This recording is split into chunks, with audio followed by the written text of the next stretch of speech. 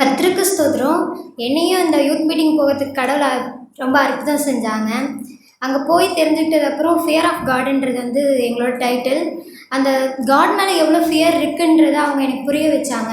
நான் வந்து ஏசுப்பானா ரொம்ப அன்பாக இருப்பாங்க, நம்ம தப்பு செஞ்சால் அவங்கள்ட்ட சொன்னால் அது மாறிக்கும் அப்படின்ட்டு இருந்தேன். அந்த இடத்துல தேவனோட பயம் எப்படி இருக்கணுன்றதை அவங்க எனக்கு புரிய வச்சாங்க. தாழ்மைன்றது ரொம்ப முக்கியமானது அப்படின்னு சொன்னாங்க. தாழ்மை இருக்கும், ஆனால் வந்து சில இடத்துல அதை நம்ம இருக்க முடியாத இடத்துல நான் இருப்பேன். அதை வந்து தாழ்மையாக இருக்கிறது எப்படின்னு எனக்கு அவங்க சொன்னாங்க. அந்த இடத்துல போயிட்டு வந்தது வந்து எனக்கு ரொம்ப யூஸ்ஃபுல்லாக இருந்துச்சு. என்னோட நம்பிக்கை இருக்கிறேன். ஆமென். Praise the Lord. ஆண்டவர் எனக்கு இந்த யூத் மீட்டிங் போகிற உதவி செஞ்சாங்க. அதுக்கு நான் நன்றி உள்ளவளாக இருக்கேன். போக்குலேயும் வரத்துலேயும் ஆண்டவர் என்னை ரொம்ப பத்திரமா பாதுகாத்தாங்க. மனம் திரும்புறதுக்கு ஏற்ற வார்த்தைகளை எனக்கு கொடுத்தாங்க. அதுக்காக நான் ஆண்டவருக்கு நன்றி சொல்கிறேன். எங்களோட டாபிக் வந்து கர்த்தருக்கு பயப்படுதலே உத்தமம், fearing God the best choice அப்படின்னு சொல்லிட்டு. எனக்கு வந்து யாருக்கும் இந்த டைட்டில் வந்து பொருத்தமாக இருக்குன்னா எனக்கு தெரியாது, ஆனால் எனக்கு இந்த டைட்டில் ரொம்ப பொருத்தமாக இருந்துச்சு. ஏன்னா நான் எப்பொழுதுமே மனுஷங்களுக்கு தான் பயந்து எல்லா விஷயத்தையுமே செய்வேன். அம்மா என்ன சொல்லுவாங்களோ, டீச்சர்ஸ் என்ன சொல்லுவாங்களோ அப்படின்னு தான் நான் செய்வேன். ஆனால் ஆண்டவருக்கு நான் பயந்து அவங்களுக்கு இனிமேல் எல்லா விஷயத்துலையும் அவங்களுக்கு பயந்து நான் செய்யணும்னு நான் அங்கே போய் கற்றுக்கிட்டேன். ஃபியர் ஆஃப் காட்ன்றதை நான் என்ன நினச்சிக்கிட்டு இருந்தேன்னா, தேவன் வந்து நம்ம பாவம் செஞ்சதுக்காக நம்மளை பனிஷ் பண்ணுவாங்களோ, இல்லை வந்து நம்மளை நரகத்தில் போட்டுருவாங்களோ அப்படின்ற ஒரு விஷயத்துக்காக தான் நான் நினச்சேன். ஆனால் வந்து நம்ம பாவம் செஞ்சு ஆண்டவர் வந்து நம்ம அதில் ஹர்ட் ஆகிடுவாங்களோ அப்படின்ற ஒரு விஷயத்த எனக்கு அங்கே புரிய வச்சாங்க. அதுக்கு வந்து நான் ரொம்ப உணர்த்தப்பட்டேன் அந்த வார்த்தை மூலயமா. அதுக்கப்புறம் சாக்மோனன் பிரதர் வந்து தாழ்மையை குறித்து ரொம்ப பேசினாங்க. எனக்கு வந்து அது ரொம்ப உணர்த்ததெல்லாம் இருந்துச்சு. ஏன்னா நான் எந்த சூழ்நிலையுமே தாழ்மையாகவே இருக்க மாட்டேன். எல்லாத்துலேயும் நான் தான் அப்படின்னு சொல்லிட்டு ஒரு பெருமையாக தான் நான் இருப்பேன். ஆனால் ஆண்டவர் என்னை உடைச்சாங்க அந்த சூழ்நிலையில். நான் ஆண்டவருக்கு நன்றி உள்ளவளாக இருக்கேன். நான் என்ன நினச்சேன்னா, தாழ்மைன்றது வந்து ஒரு ஓவர் கோட் மாதிரி, ஆனால் அது அப்படி கிடையாது. அதுதான் உன்னோட ஃபுல் ட்ரெஸ்ஸுன்னு சொன்னாங்க. எனக்கு அது ரொம்பவே கஷ்டமாகவும் இருந்துச்சு. நம்ம இத்தனை நாளாக ஆண்டவருக்கு வந்து ஆண்டவரோட பிள்ளையாக வந்து தாழ்மையாகவே இல்லையே அப்படின்னு சொல்லிட்டு நான் ரொம்ப ஃபீல் பண்ணேன். அதுக்கப்புறம் வந்து ஆனி சிஸ்டரும் ட்ரெஸ்ஸிங் சென்ஸ் அது மாதிரி நிறையா விஷயத்தை பற்றி பேசினாங்க. அவங்களும் ட்ரெஷர் ஹண்ட்டுன்னு ஒரு விஷயத்தை பற்றி பேசினாங்க. நம்ம எப்படி ஸ்பிரிச்சுவல் லைஃப்பை லீட் பண்ணலாம் அப்படின்னு சொல்லிட்டு ஒரு ஸ்டெப்புக்கும் ஒவ்வொரு வேர்ஸ் கொடுத்தாங்க. எனக்கு இந்த யூத் மீட்டிங்கில் ரொம்பவே வந்து உணர்த்தலதுனால ஒரு வசனத்தை நான் உங்களுக்குள்ள எல்லாருக்கூடையும் ஷேர் பண்ணணும்னு ஆசைப்பட்றேன். நீதிமொழிகள் 16:6, கர்த்தருக்கு பயப்படுகிறதுனால் மனுஷர் தீமையை விட்டு விலகுவார்கள்னு சொல்லிட்டு. எனக்கு வந்து இந்த வசனம் என்னோட லைஃப் லாங் இந்த வசனம் என்னோட ட்ராவல் ஆகும்னு நான் நினைக்கிறேன். யூத் மீட்டிங்கில் நடந்த எல்லா ஸ்கிட்ஸு, சாங்ஸு, குரூப் ஆக்டிவிட்டி எல்லாமே எனக்கு வந்து ரொம்ப உணர்த்ததெல்லாம் இருந்துச்சு. நான் ஆண்டவருக்குன்னு வாழ்வேன்னு என்னோட நம்பிக்கையும் விசுவாசத்தையும் அறிக்கையிடுறேன். ஆமென்.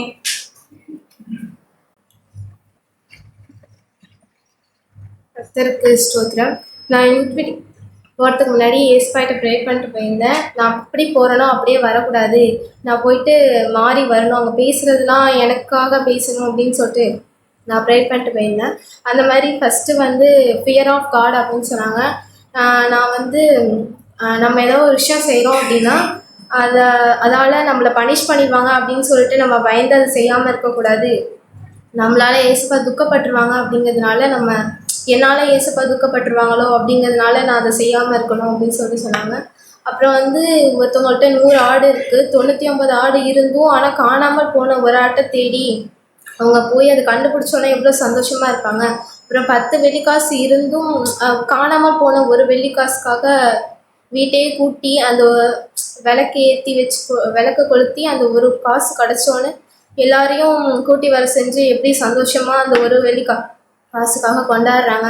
அந்தமாரி மன திரும்ப அவசியம் இல்லாத 99 நீதிமான்களை குறித்து சந்தோஷம் உண்டாயிருக்கிறதை பார்க்கிலும் மன திரும்புகிற ஒரே பாவி நிமித்தம் பரலோகத்தில் மிகுந்த சந்தோஷம் உண்டாயிருக்கும் அப்படின்ட்டு லூக்கா 15:4-8 வசனங்கள் இருக்குது. அந்த மன திரும்புகிற பாவி நானாக இருக்கணும் அப்படின்னு சொல்லிட்டு ஏசுப்பாட்ட ப்ரே பண்ணேன். அப்புறம் வந்து நீங்கள் வந்து உலகத்தில் உள்ள தண்ணீரை குடிக்கிறீங்களா அப்படின்னு கேட்டாங்க. அந்த தண்ணீர்லாம் உங்களை திருப்தி ஆக்க முடியாது அப்படின்னு சொன்னாங்க. அது வந்து மொபைலாக இருக்கலாம், ஃப்ரெண்டாக இருக்கலாம், சோஷியல் நெட்ஒர்க்ஸாக இருக்கலாம், யூடியூப்பாக இருக்கலாம், எதுவுமே உங்கள் தாகத்தை தீர்க்க முடியாது. நான் கொடுக்கும் தண்ணீரை குடிக்கிறவனுக்கோ ஒரு காலம் தாகம் உண்டாயிருக்காதுன்னு சொன்னாங்க. நான் வந்து இதுவரையும் எந்த தண்ணியை குடிச்சிருந்தாலும் நான் இதுக்கப்புறம் ஏசப்பா கிட்ட மட்டும்தான் இருப்பேன்னு சொல்லிட்டு சொல்கிறேன். அப்புறம் தாழ்மையை பற்றி பேசினாங்க. தாழ்மை இல்லாதவங்களுக்கு வந்து நிர்வாணமாக இருக்கிற மாதிரின்னு சொன்னாங்க. அப்படி இருந்தால் நம்ம எவ்வளோ ஷேமாக ஃபீல் பண்ணுவோம். ஆனால் தாழ்மை இல்லைன்னா அப்படி ஒன்றும் நான் ஃபீல் பண்ணுறது இல்லை அப்படின்னு சொல்லிட்டு எக்ஸ்பர்ட்டை ப்ரே பண்ணேன். அப்புறம் ஹோலி ஸ்பிரிட்டை பற்றி பேசினாங்க. ஒரு எக்ஸாம்னா ஒரு கவர்மெண்ட் எக்ஸாமுக்காக 30 வருஷம் 40 வருஷம் கூட வெயிட் பண்ணுறாங்க. ஆனால் ஹோலி ஸ்பிரிட் கேட்குறாங்க. ஆனால் அது 1 வருஷம் 2 வருஷம் கேட்டுட்டு அது கிடைக்கல அப்படின்னோடனே அப்படியே விட்டுடுறாங்க. அந்த மாதிரி இருக்கக்கூடாது அப்படின்னு சொன்னாங்க. அப்புறம் ஸ்கூல் ரீஓப்பன் ஆகி நான் ஸ்கூல் போனேன். அப்போ வந்து ஒரு பொண்ணு என்கிட்ட நீ நிறைய மாறி இருக்க மாதிரி எனக்கு ஃபீல் ஆகுது அப்படின்னு சொல்லிட்டு சொன்னாங்க. அப்புறம் மறுநாள் அந்த பொண்ணு வந்து உன்னை மாற்றின விஷயம் என்னன்னு என்கிட்ட சொன்னீன்னா நானும் மாறுவேன், மற்றவங்களையும் மாற்றுறதுக்கு ட்ரை பண்ணுவேன் அப்படின்னு சொல்லிட்டு சொன்னாங்க. எனக்கு ரொம்ப சந்தோஷமாக இருந்துச்சு. நான் ஏஸ்பெக்டை ப்ரே பண்ண உங்களை பற்றி தைரியமாக சொல்கிறதுக்கு எனக்கு உதவி செய்யுங்க. ஆனால் இப்பயும் உங்கள் எல்லாருக்கும் முன்னாடி தைரியமாக பேச எனக்கு தைரியத்தை கொடுத்து ஏஸ்பாக்கே பயன் உண்டவதாம்.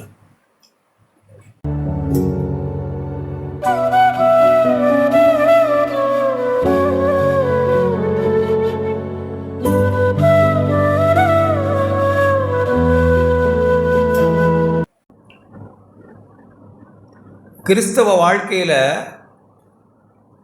மூலப்பொருளே விசுவாசம்தான். எல்லாத்துக்கும் ஒரு சோர்ஸ்னா அது விசுவாசத்தை அடிப்படையாக வச்சது மட்டும்தான். நீங்கள் விசுவாசத்தை மட்டும் கிறிஸ்தவ வாழ்க்கையிலிருந்து எடுத்துருங்க. என்னன்னு அதுக்கப்புறம் என்ன இருக்குன்னு சொல்லுங்கள். தேவன் அங்கே இல்லை, தேவனுடைய வார்த்தை இல்லை, மனுஷனுடைய நீதி இருக்குது. அதை மட்டும் அங்கே எடுத்துருங்களேன். இந்த உலகத்தில் எல்லா மதங்கள்லையும் என்ன இருக்குது?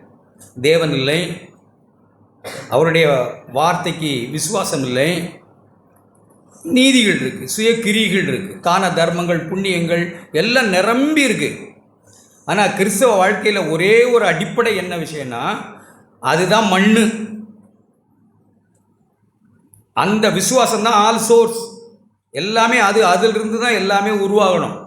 அப்போ இவ்வளோ பெரிய ஒரு செய்தி, இவ்வளோ பெரிய நீதி, இவ்வளோ பெரிய பரிசுத்தம், இவ்வளோ பெரிய ஒரு கிரியை மரியம்மாளுடைய வாழ்க்கையில் நிறைவேறணும்னா அவங்க செய்தது தேவனை கலங்கி இருந்து அவங்க விசுவாசித்தாங்க. தேவனும் திரும்ப திரும்ப மரியாளோடு பேசி மரியாளுடைய விசுவாசத்தை பலப்படுத்தினாங்க. இது எப்படி ஆகும்னு கேட்டாங்க. ஒரு எக்ஸாம்பிள் எடுத்து சொன்னாங்க. எலிசபெத்தை காண்பித்து மரியாளுடைய விசுவாசத்தை பலப்படுத்தினாங்க. பலப்படுத்தி மரியாள் சொல்கிற வார்த்தைகளை கேளுங்க. மரியம்மா ரட்சிக்கப்பட்டுட்டாங்க. இப்படி விசுவாச வார்த்தைகளை சொன்னபோது மரியம்மா ரட்சிக்கப்பட்டுட்டாங்க. 47ஆம் வசனம், என் ஆவி என் இரட்சகரில் களிகூறுகிறது, என் ஆவி உயிர்ப்பிக்கப்பட்டுடுது. தேவனுடைய வார்த்தையை விசுவாசித்து பரிசுத்த ஆவியானவர் அல்லது தேவன் தூதர் மூலமாய் சொன்ன வார்த்தையை கேட்டு விசுவாசித்த உடனே அவங்களுடைய ஆவி உயிர் பெற்றது, இரட்சகராகிய தேவனில் களிகூறுகிறது. அடுத்து சொன்னாங்க, அவர் தம்முடைய அடிமையின் தாழ்மையை நோக்கி பார்த்தார். என்ன தாழ்மையாக இருந்தாங்க? என்ன நினச்சிக்கிட்டு இருக்கோம் நம்ம? மரியம்மா தாழ்மையாக இருந்தாங்க. அதுக்கு என்ன நினச்சிட்டு இருக்கோன்னு தெரில. சிம்பிள் ட்ரெஸ் தெரில என்னென்ன நம்ம உதாரணம். சிம்பிள் ட்ரெஸ், தேஞ்ச சப்பல், என்ன கற்பனை அவங்க தாழ்மையை நம்ம நினைக்கிற தாழ்மையெல்லாம் என்னென்ன இருக்கும்னு நினைக்கிறீங்க? தேவன் மேலே இருந்து மரியம்மாளை பார்க்குறாங்க. என்ன பார்க்குறாங்க? தேவன் நான் சொன்ன வார்த்தையை மரியாள் விசுவாசிக்கிறாங்களான்னு பார்க்குறாங்க. அவ்வளோதான், வேறு ஒன்றும் பார்க்கல. தாழ்மைங்கிறது தேவனுடைய வார்த்தையை விசுவாசிக்கிறது தான் தாழ்மை. தேவனுடைய வார்த்தையை விசுவாசிக்காமல் இருக்கிறத போல் அகங்காரம் வேறு எதுவும் கிடையாது. விசுவாசிக்க முடியாத மந்த இருதயம் உள்ளவர்களேன்னு தேவன் சொன்னாங்க. கடிந்து கொண்டாங்க. தேவன் ஒன்று சொல்லி இருக்க மரியம்மா அப்படியே ஆமேன்னு சொன்னாங்க பாருங்க. அதான் தாழ்மை. அந்த தாழ்மையுள்ள மனுஷனிடத்தில்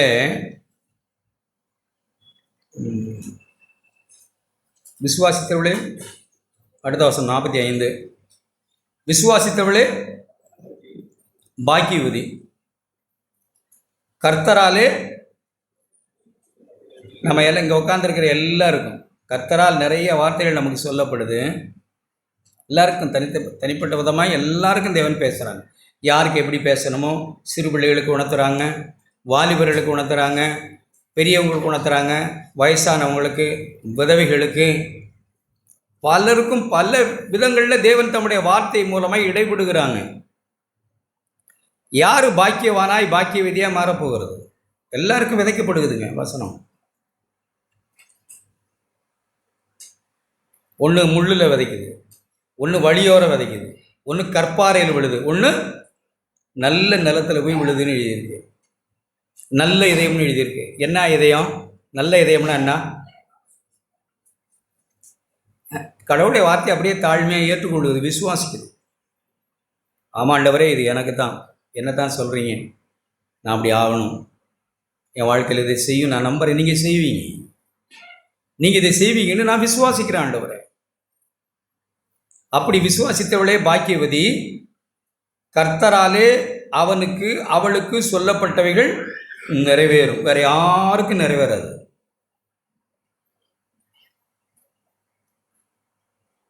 பாவம் மேற்கொள்ளாத ஒரு வாழ்க்கை, ஒரு பரிசுத்த வாழ்க்கை, இரக்கமுடைய, அன்புடைய, தாழ்மையுடைய, சாந்தமுடைய, பொறுமையுடைய, கருணையுடைய, ஆண்டவருடைய திவ்ய சுபாவங்களுக்கான ஒரு வாழ்க்கை நம்முடைய காரியங்களில் உண்டாகணும்னா விசுவாசித்தவங்க மட்டும்தான் உடைக்கப்பட்டவங்க. நான் அப்படி தான் விசுவாசிக்கிறேன். யார் விசுவாசிக்கலையோ தேவன் அவர்களை உடைக்க முடியாது. யார் விசுவாசிக்கிறாங்களோ அவங்க தான் உடைப்பட்டவர்கள். மரியம்மா எப்படி உடைஞ்சிருப்பாங்கன்னு நீங்கள் நினைக்கிறீங்க? இது எப்படிப்பட்டதோ, கலங்கிட்டாங்க. இந்த வார்த்தை எப்படி என் வாழ்க்கையில் நிறைவேற முடியும்? நான் கன்னியாச்சே, புருஷன் அறியனே. ஆனாலும் ஆண்டவரே உங்கள் வார்த்தையை நான் விசுவாசிக்கிறேன்னு உடைஞ்சி ஏற்றுக்கொண்டார். உடைப்படுகிற விசுவாசிக்கிறவங்களாகத்தான் தேவன் உடைப்பாங்க, உடைச்சி உருவாக்குவாங்க, தம்முடைய சாயலாக மாற்றுவாங்க. விசுவாசிக்காதவர்களால் ஒன்றுமே செய்ய முடியாது. அது கல்லான இருதயம். எபிரேயரில் ஒரு வார்த்தை எழுதியிருக்கு, கடினமான இதயம்னு. எபிரேயர் 3ஆம் அதிகாரத்திலையும் அப்படி எழுதியிருக்கு, 4லையும் எழுதியிருக்கு.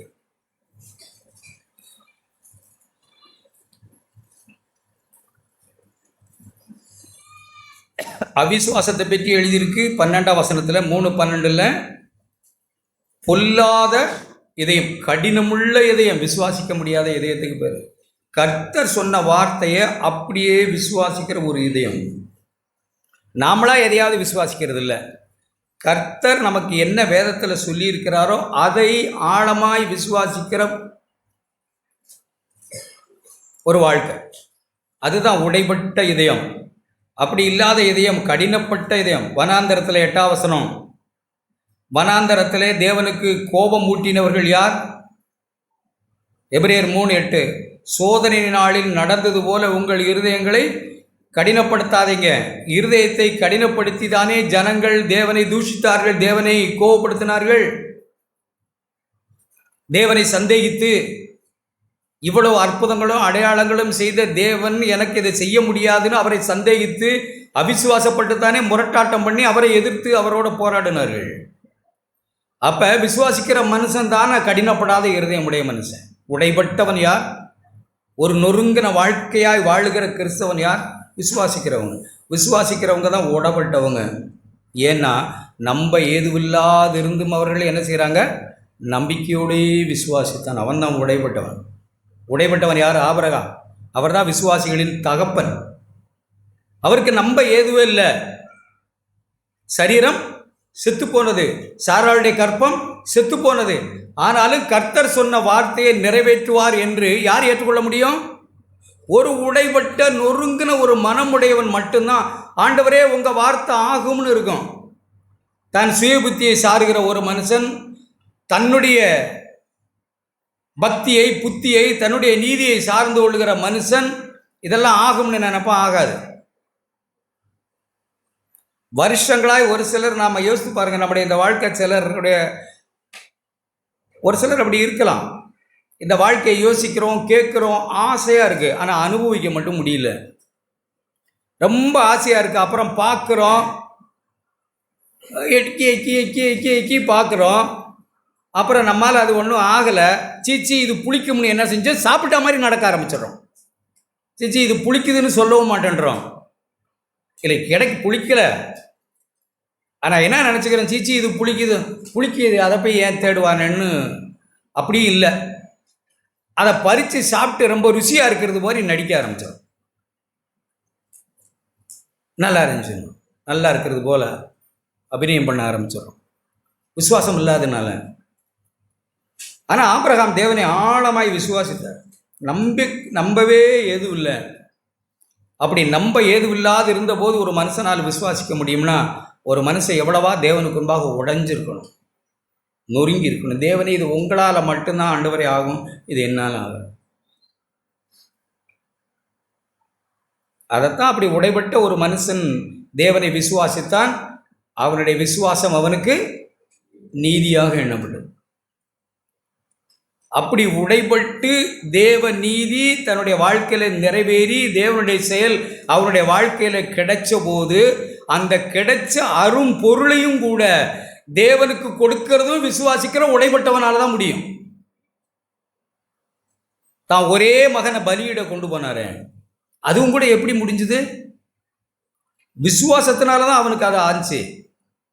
அவனுக்கு விசுவாசம் இல்லைன்னா கொண்டு போய் கொடுத்துருக்கவே மாட்டார். என்ன இது புத்தியிட்டதனமாக இருக்கு, இப்படி எல்லாமா தேவன் கேட்பாங்க? அரும்பாடுபட்டு இல்லை, அப்படிலாம் அவர் சிந்திக்க மாட்டார்.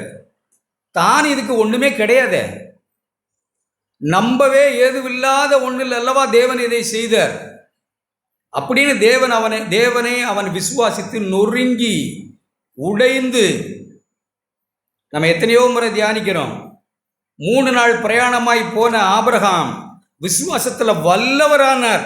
3 நாள் பிரயாணத்தில் பல சோதனைகள், பல கேள்விகள், சந்தேகங்கள், பயம், பல நெருக்கங்களில் கடந்து போகும்போது அவருடைய இருதயத்தில் திரும்ப திரும்ப பல கேள்விகளும் காரியங்களும் வந்தபோது என்ன சொல்லியிருப்பார்?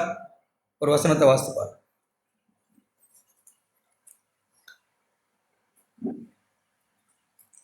முறை நாம் வாசிப்போம். 4ஆம் அதிகாரம், ரோமர் 4ஆம் அதிகாரம். அவர் அப்படி மோரியா மலைக்கு 3 நாள் பிரயாணமாய் போய் கொண்டிருக்கும் போது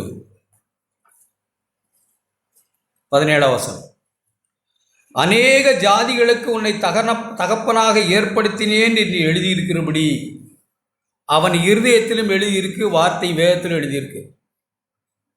அப்போஸ்தலனாகிய பவுல் அதை போட்டும்போது வேதத்தில் ஏற்கனவே எழுதியிருக்குன்னா ஆபிரகாம் வாழ்க்கையில் தேவன் சொல்லி இருக்கிறார்னு எழுதியிருக்கு. அப்படி அர்த்தம். ஆபிரகாமுடைய இருதயத்திலும் தேவன் உணர்த்தி இருக்கிறார், சொல்லி இருக்கிறார், எழுதியிருக்கிறார் என்று எழுதியிருக்கிறபடி அவன் தான் விசுவாசித்தவருமாய். யாரை விசுவாசித்தான்? சொன்னவரை, தன்னை அல்ல. தன்னை விசுவாசிக்கிற யாராக இருந்தாலும் ஒரு காலம் நம்முடைய வீடுகளில் புருஷ மனைவி நம்ம சமாதானமாக ஆயிட முடியாது. தங்களை விசுவாசிக்கிறவர்கள், தேவனுடைய வார்த்தையை விசுவாசிக்கிறவர்களால் மட்டும்தான் ஒரு சமாதானமும் சந்தோஷமும். இப்போ நம்ம கேட்குற அந்த அரிய பெரிய அருமையான சத்தியம் தங்கள் வாழ்க்கையில் காணும், நிறைவேறும். இல்லைனா இதை அந்த ஜனங்களை போல, யாரை பழைய உடன்படிக்கையின் ஜனங்களை போல தூரத்தில் கண்டு அவர்கள் அணைத்து கொண்டார். பக்கத்தில் இல்லை, தூரத்தில் அணைச்சிக்கிறது மாதிரி. தூரத்தில் இருந்து அணைக்கிறது எப்படி? கற்பனை. தூரத்திலே கண்டு அணைத்து கொண்டு, அப்படித்தான் எழுதியிருக்கணுங்க எபிரேயர் 11. அவர் தூரத்திலே கண்டு அணைத்து கொண்டு, பக்கத்தில் இல்லை.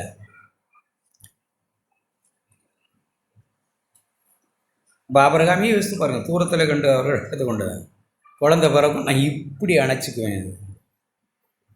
பிள்ளையை கையில் வச்சு அணைச்சிக்கிறதுக்கும் மனசில் அப்படி நினச்சிக்கிட்டு அணைச்சிக்கிறதுக்குன்னா தூரத்தில் கண்டு அணைத்து கொண்டார்கள். ஆனால் விசுவாசிக்கிற ஒரு மனுஷன் உண்மையாகவே அணைத்து கொள்ளுகிறவன், அனுபவிக்கிறவன். ஏன்னா விசுவாசிக்கிற ஒரு மனுஷன் உடஞ்ச மனுஷன். தேவனே, இது சொன்னது என் வாழ்க்கையில் நிறைவேறும், நான் இதுக்கு என்னை ஒப்பு கொடுக்குறேன், உங்கள் வார்த்தை என் வாழ்க்கையில் நிறைவேறட்டும். என் சுய புத்தியோ ஞானத்தையோ நான் சேர விரும்பலை, நான் உமக்கு அடிமை. மரியம்மா மாதிரி, இதோ நான் தேவனுக்கு அடிமை, என்னால் ஒன்றும் செய்ய முடியாது. அடிமைக்கு என்ன தான் செய்ய முடியும்? உங்கள் வார்த்தை மட்டும்தான் என் வாழ்க்கையில் நிறைவேற முடியும், என்னால் ஒன்றும் செய்ய முடியாது. இதோ நான் உமக்கு அடிமை. அடிமையின் தாழ்மையை நீர் நோக்கி பார்த்தீர். ஆபிரகாம் என்ன சொல்கிறார்? அநேக ஜாதிகளுக்கு உன்னை தகப்பனாக ஏற்படுத்தினேன் என்று எழுதியிருக்கபடி அவன் தான் விசுவாசித்தவருமாய் விசுவாச வார்த்தையை சொன்னவருமாய் மரித்தோரை உயிர்ப்பித்து இல்லாதவைகளை இருக்கிறவளைப் போல அழைக்கிறவருமாய் இருக்கிற தேவனுக்கு முன்பாக நம் எல்லாருக்கும் தகப்பனானான். அடுத்த வசனம், உன் சந்ததி இவ்வளவாய் இருக்கும் என்று சொல்லப்பட்டபடியே தான் அநேக ஜாதிகளுக்கு தகப்பனாவதை நம்புவதற்கு ஏதுவில்லாதிருந்தும் அதை நம்பிக்கையோடு விசுவாசித்தான். இப்போ எதையுமே நம்ம பார்க்காம இருக்கலாம், குறைவுகள் நிறைய நம்ம கண்ணுக்கு தெரியலாம், அங்கே குறை இங்கே குறை தெரியலாம். ரோமர் 7ஆம் அதிகாரத்து ஒரு வசனத்தை வாசித்து பாருங்க.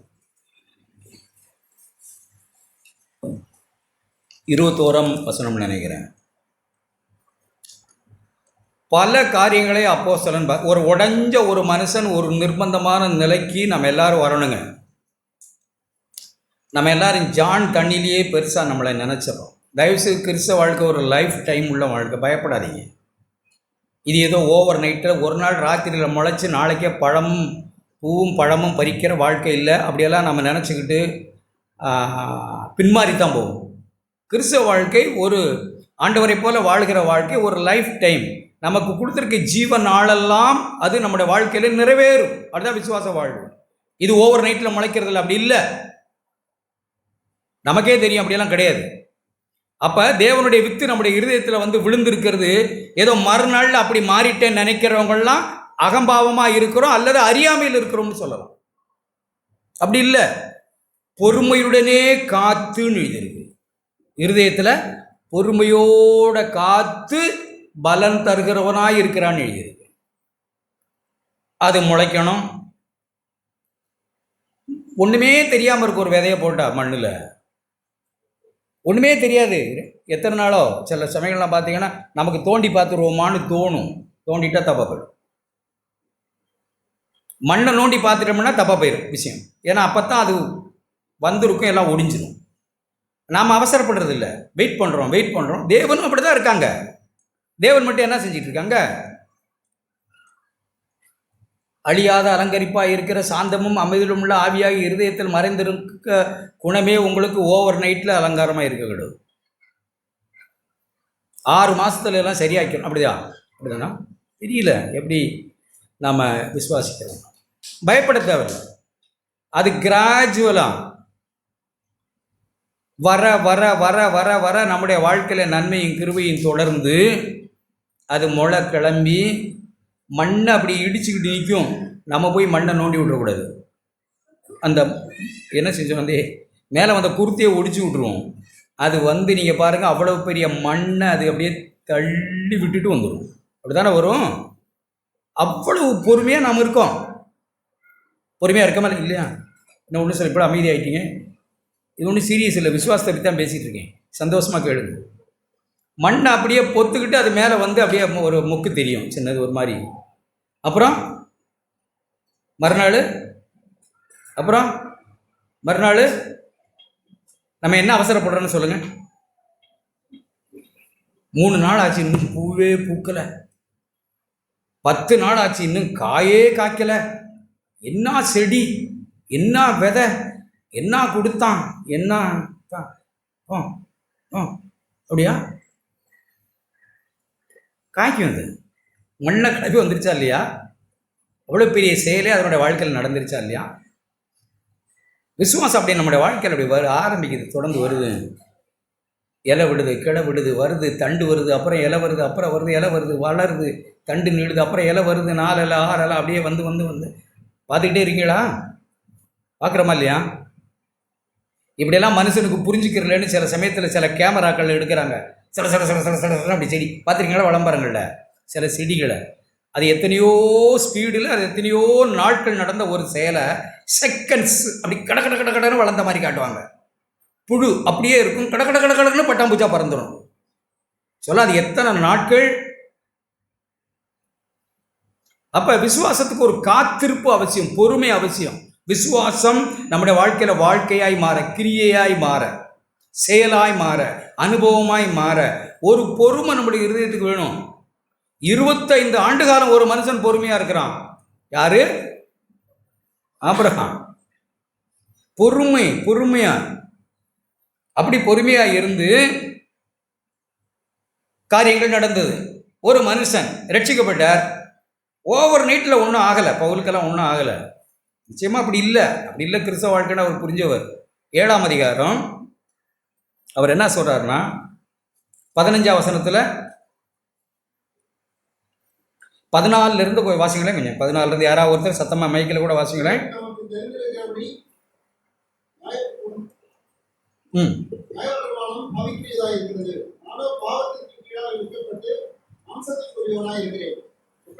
நான் செய்கிறது எனக்கே சம்மதி இல்லை.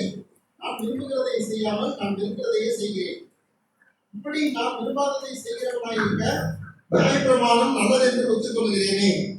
அதனால் நான் அல்ல, எனக்குள் வாசமாய் இருக்கிற பாவமே அப்படி செய்கிறது. அதேபடியில் என்னிடத்தில், அதாவது என் மாம்சத்தில் நன்மை வாசமாய் இருக்கிறதில்லை என்று நான் அறிந்திருக்கிறேன். நன்மை செய்ய வேண்டும் என்கிற விருப்பம் என்னிடத்தில் இருக்கிறது, நன்மை செய்வதோ என்னிடத்தில் இல்லை. அதனால் நான் விரும்புகிற நன்மையை செய்யாமல் விரும்பாத தீமையே செய்கிறேன். அந்தபடி நான் விரும்பாததை நான் செய்தால் நான் அல்ல, எனக்குள்ளே வாசமாய் இருக்கிற பாவமே அப்படி செய்கிறது. ஆனபடியால் நன்மை செய்ய விரும்புகிற என்னிடத்தில் தீமை உண்டென்கிற ஒரு பிரமாணத்தை காண்கிறேன். உள்ளான மனுஷனுக்கு என்னபடி தேவனுடைய நியாய பிரமாணத்தின் மேல் பிரியமாய் இருக்கிறேன். ஆகிலும் என் மனதின் பிரமாணத்துக்கு விரோதமாய் போராடுகிற வேறொரு பிரமாணத்தை என் அவயவங்களில் இருக்க காண்கிறேன். அது என் அவயவங்களில் உண்டாயிருக்கிற பாவ பிரமாணத்துக்கு என்னை சிறையாக்கி கொள்ளுகிறது. நிர்பந்தமான மனுஷன் நான். இந்த மரண சரீரத்தில் நின்று யார் என்னை விடுதலையாக்குவார்? பவுல் ஒரு விஷயத்தை, தன்னுடைய மாம்சத்தை அப்படி தான் அவர் பார்க்குறாரு. பலர் பல விதங்களில் அதை வழங்கி கொண்டாலும் சிலர் என்ன சொல்கிறாங்க, அது ரட்சிக்கப்படாதுக்கு முன்னாடி சொன்னார், ரட்சிக்கப்படாதுக்கு பின்னாடி சொல்லுகிறார். உண்மையாகவே ரட்சிக்கப்பட்ட பிறகு தான் சொல்லுகிறாருன்னு நான் விசுவாசிக்கிறேன். ஏன்னா அவர் ரட்சிப்பை பற்றி தான் பேசுகிறார். ரட்சிக்கப்பட்ட பிறகு ஒரு மனுஷனுக்கு இருக்கிற பிரச்சனையை சொல்லுகிறார். எவ்வளவு நிர்பந்தமான மனுஷன் நான், நன்மை செய்ய விரும்புகிறேன், என்னிடத்துல தீமை இருக்கு, வேண்டாம்னு விட்டுட்டு போயிட்டாரா? இல்லை, நிர்பந்தமான மனுஷன் நான். யார் என்னை விடுதலையாக்குவார்? கர்த்தராகிய இயேசுதான் என்னை விடுதலையாக்குவார்னு அடுத்த வசனம் 25. கர்த்தராகிய இயேசு மூலமாய் பிதாவாகிய தேவனை ஸ்தோத்தரிக்கிறேன், அவர் என்னை விடுதலையாக்குவார். நான் இயேசுவை கண்டுபிடிச்சிருக்கிறேன். இப்போ இவ்வளவு நிர்பந்தமான மனுஷன் நான், ஒரு நன்மை என்னிடத்தில் இல்லை தான். பவுலை போல நம்ப ஏதுவில்லாதிருந்தும் நம்பிக்கையோடு விசுவாசித்தான். ஒரு சிலர் ரொம்ப சுயநீதிகளில் திளைச்சு போயிட்டோங்க. ஒரு சிலர் தாங்கள் விசுவாசம் இல்லாமல் தாங்கள் வாழ்க்கை மாறி இருக்கு, கொஞ்சம் சுயநீதியெல்லாம் அடைஞ்சிருக்கிறோம். அதுக்கு மேலே நம்மளால் ஒரு ஸ்டெப்பு கூட போக முடியல. ஏன் போக முடியலைன்னா நம்முடைய நிர்பந்த நிலையை நாம் உணர்ந்து விசுவாசம்தான் ஆல் சோர்ஸ்னு நம்ம வரல. விசுவாசம்தான் எல்லாம். விசுவாசிக்கிறவனுக்கு அன்பா இருக்க முடியும், விசுவாசிக்கிறவனுக்கு பொறுமையாக இருக்க முடியும், இறக்கப்பட முடியும், தயவு செய்ய முடியும், கருணையாக இருக்க முடியும், கொடுக்க முடியும், சகிக்க முடியும், மன்னிக்க முடியும், மன்னிப்பு கேட்க முடியும். தீமைக்கு தீமை செய்ய முடியாது. யாரால? விசுவாசிக்கிறவனுக்கு எல்லாம் கூடும். எல்லாம் கூடும்னா என்ன நம்ம விளங்கிறோம்? நான் ஒரு காரில் இப்படி எழுதியிருந்தது, அவங்க ஒரு பெரிய பிராண்டி ஷாப் வச்சுருக்கிற ஓனர், பெரிய பிஸ்னஸ் ஆள். அவங்க காரில் விசுவாசிக்கிறவனுக்கு எல்லாம் கூடும்னு எழுதியிருக்கு. அவங்க பல தொழிலும் பண்ணுறாங்க. அதில் பெரிய லிக்விட் ஷாப் அவங்க, காரைக்காலே பேர் பெற்ற ஆட்கள். எனக்கு அதை படித்த உடனே விசுவாசிக்கிறவனுக்கு இது செய்ய முடியாது, எது செய்ய முடியாது, நடத்த முடியாது. எல்லாம் முடியும்னா என்ன? திருட முடியாது, பொய் சொல்ல முடியாது, களவு செய்ய முடியாது, அவதூறு பண்ண முடியாது, விசுவாசிக்கிறவன் புரணி பேச முடியாது, குறை பேசிக்கிட்டு தெரிய முடியாது, புறங்கூற முடியாது, பொய் சொல்ல முடியாது, ஏமாற்ற முடியாது, பகைக்க முடியாது, தீமைக்கு தீமை எப்படி செய்யலாம்னு நினைக்க முடியாது. எல்லாம் கூடும்னா நம்ம என்ன நினச்சிட்டு இருக்கோம்? விசுவாசிக்கிறவனுக்கு நமக்கு வந்த உடனே மெட்டீரியலாக இந்த உலக காரியம்தான் வரும். விசுவாசிக்கிறவன் எல்லாம் கூடும்னா அவங்க என்ன எழுதி போட்டிருக்காங்க? அவங்க என்ன அர்த்தத்தில் சொல்லியிருக்காங்கன்னு நீங்கள் சொல்லுங்கள். பிஸ்னஸ் டெவலப் ஆக முடியும், தேவன் அளவில்லாமல் ஆசீர்வதிக்க முடியுங்கிறத அந்த வசனத்துக்கு அவங்க கொடுத்த விளக்கம். நான் அந்த வசனத்துக்கு என்ன விளக்கமா ஆண்டவர் என்ன விளக்கிக்கிறார்னா, விசுவாசிக்கிறவனுக்கு தீமை செய்ய முடியாது. தவறுகள் நடக்கலாம், ஆனால் விசுவாசிக்கிறவனுக்கு அப்படியெல்லாம் தொடர்ந்து வாழ முடியாது. அது விசுவாசிக்கிறவனுக்கு பரிசுத்தமாக இருக்கத்தான் விரும்ப முடியும். அவன் எவ்வளவு குறைவாக இருந்தாலும் விசுவாசிக்கிறவனுக்கு தேவன் சொன்ன வார்த்தை தான் நிறைவேறும் அப்படின்னு அவனால் நம்ப முடியும். தாழ்மையுள்ளவர்களுக்கு அப்படி கடவுளுடைய வார்த்தையை விசுவாசித்தோம்னா பாவம் நம்மை மேற்கொள்ளாது. நிச்சயமாகவே புருஷ மனைவி எப்படி இருக்கும்னு நினைக்கிறோம், அப்படியே இருக்கும் வாழ்க்கை. யார் அவங்க? விசுவாசிக்கிறவங்க, அவங்க நிர்பந்த நிலையை உணர்ந்தவங்க. ஒரு வார்த்தையை வாசித்தீங்கன்னா, லூக்கா எழுதின சுவிசேஷம் 5ஆம் அதிகாரம்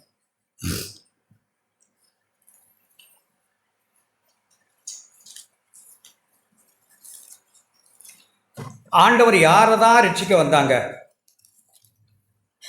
அப்படின்னு அங்கே நம்ம வாசிக்கிறோம்.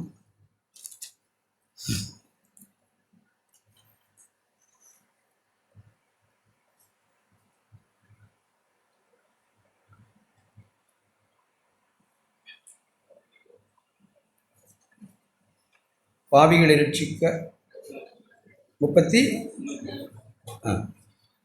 அவர்களுக்கு பதிலாக 30 வசனம், சுயநீதிக்காரர்கள் வேதபாரகர் பரிசேயர்னா அவர்கள் அவருடைய சீசருக்கு விரோதமாய் முறுமுறுத்து, நீங்கள் ஆயக்காரரோடும் பாவிகளோடும் போஜனம் பண்ணுகிறது என்ன என்று கேட்டார்கள். நீங்கள் எழுதியிருக்கு மத்தேயு 9ஆம் அதிகாரத்தில் என்ன எழுதியிருக்குன்னா, உங்கள் போதகர் உங்கள் ஆண்டவர் ஆயக்காரரும் பாவிகளோடும் இப்படி போஜனம் பண்ணி இருக்கிறாரே அப்படின்னு சொல்கிறார்.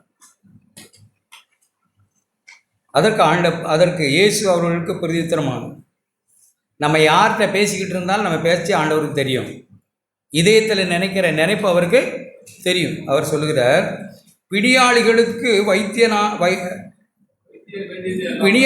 வைத்தியன் வேண்டியதே அல்லாமல் சுகமுள்ளவர்களுக்கு வேண்டியதில்லை.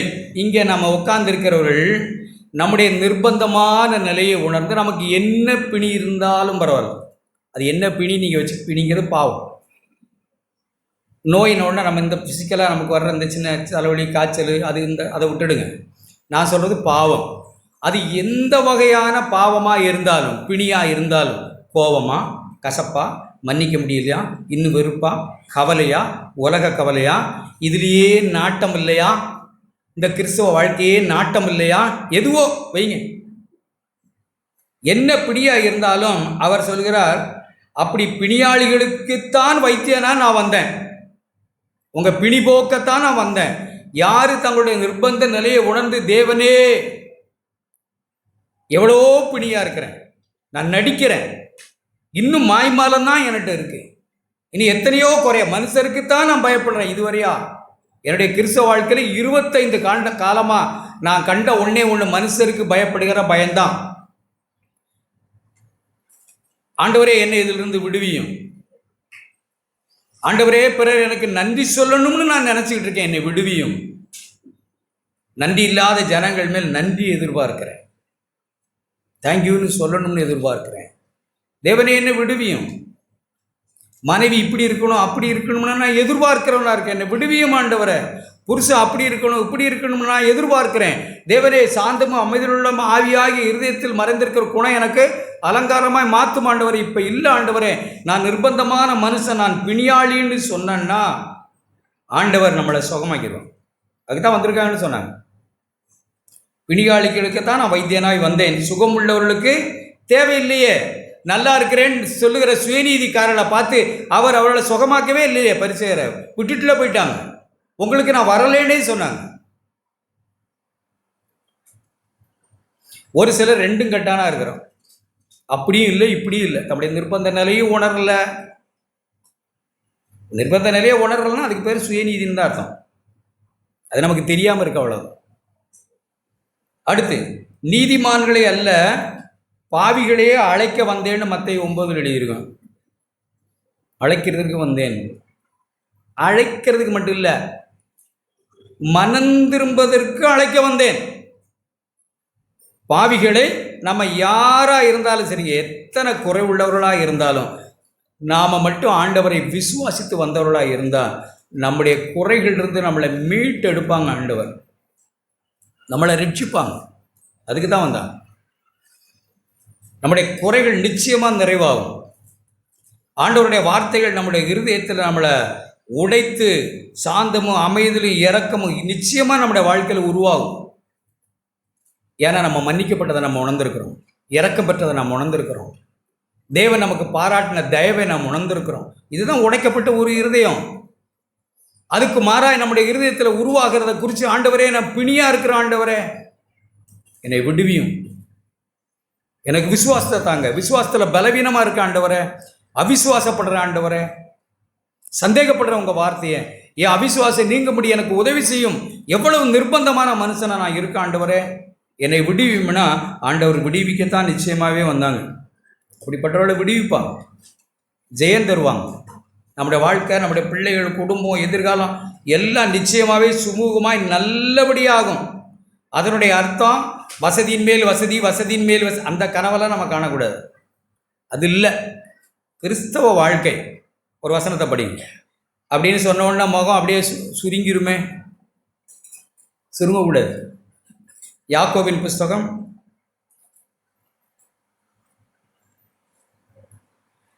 5 ஐஸ்வர்யவான்களை பற்றி பேசிக்கிட்டு வருகிறார் யாக்கோபு. ஐஸ்வர்யவான்களை நம்ம சபையில் எப்படியெல்லாம் யோசிக்கக்கூடாதுன்னு. பணம் வந்துருச்சுன்னா எல்லா பொறாமையும் தானே வந்துடும். வசதி வந்துருச்சுன்னா பொறாமை தலை விரிச்சாடும். நான் சபையில் பார்த்தது தான் சொல்கிறேன். பணம் ஆயிடுச்சு, எல்லாம் ஆயிடுச்சு, இனிமேல் பதவி தான் வேணும். அதுக்கு நம்ம என்ன செய்யலாம்? அப்படிதான் பணம் வந்துருச்சுன்னா சகலமும் வந்துடும். அப்போ ஐஸ்வர்யவான்களை குறித்து, தேவன் மேல் நம்பிக்கை இல்லாத ஐஸ்வர்யவான்களை குறித்து ஜாக்கிரதையார்கள் தான் பேசுகிறார். பேசிட்டு அவர் என்ன சொல்லுகிறார்? 5ஆம் வசனம் 2:5, யாக்கோபு 2:5, என் பிரியமான சகோதர சகோதரிகளே கேளுங்கள். கேளுங்கள், மனசில் வேற எதையாவது வச்சுக்கிட்டு யோசிக்காதீங்க, கேளுங்க, கர்த்தருடைய வார்த்தைன்னு சொல்றார். தேவன் இவ்வுலகத்தில் தரித்திரரை விசுவாசத்தில் ஐஸ்வர்யவான்களாகவும் எப்படி ஆக்குனாங்க? யாரை? தரித்திரரை என்னத்தில் ஐஸ்வர்யவானா மாத்தினாங்க?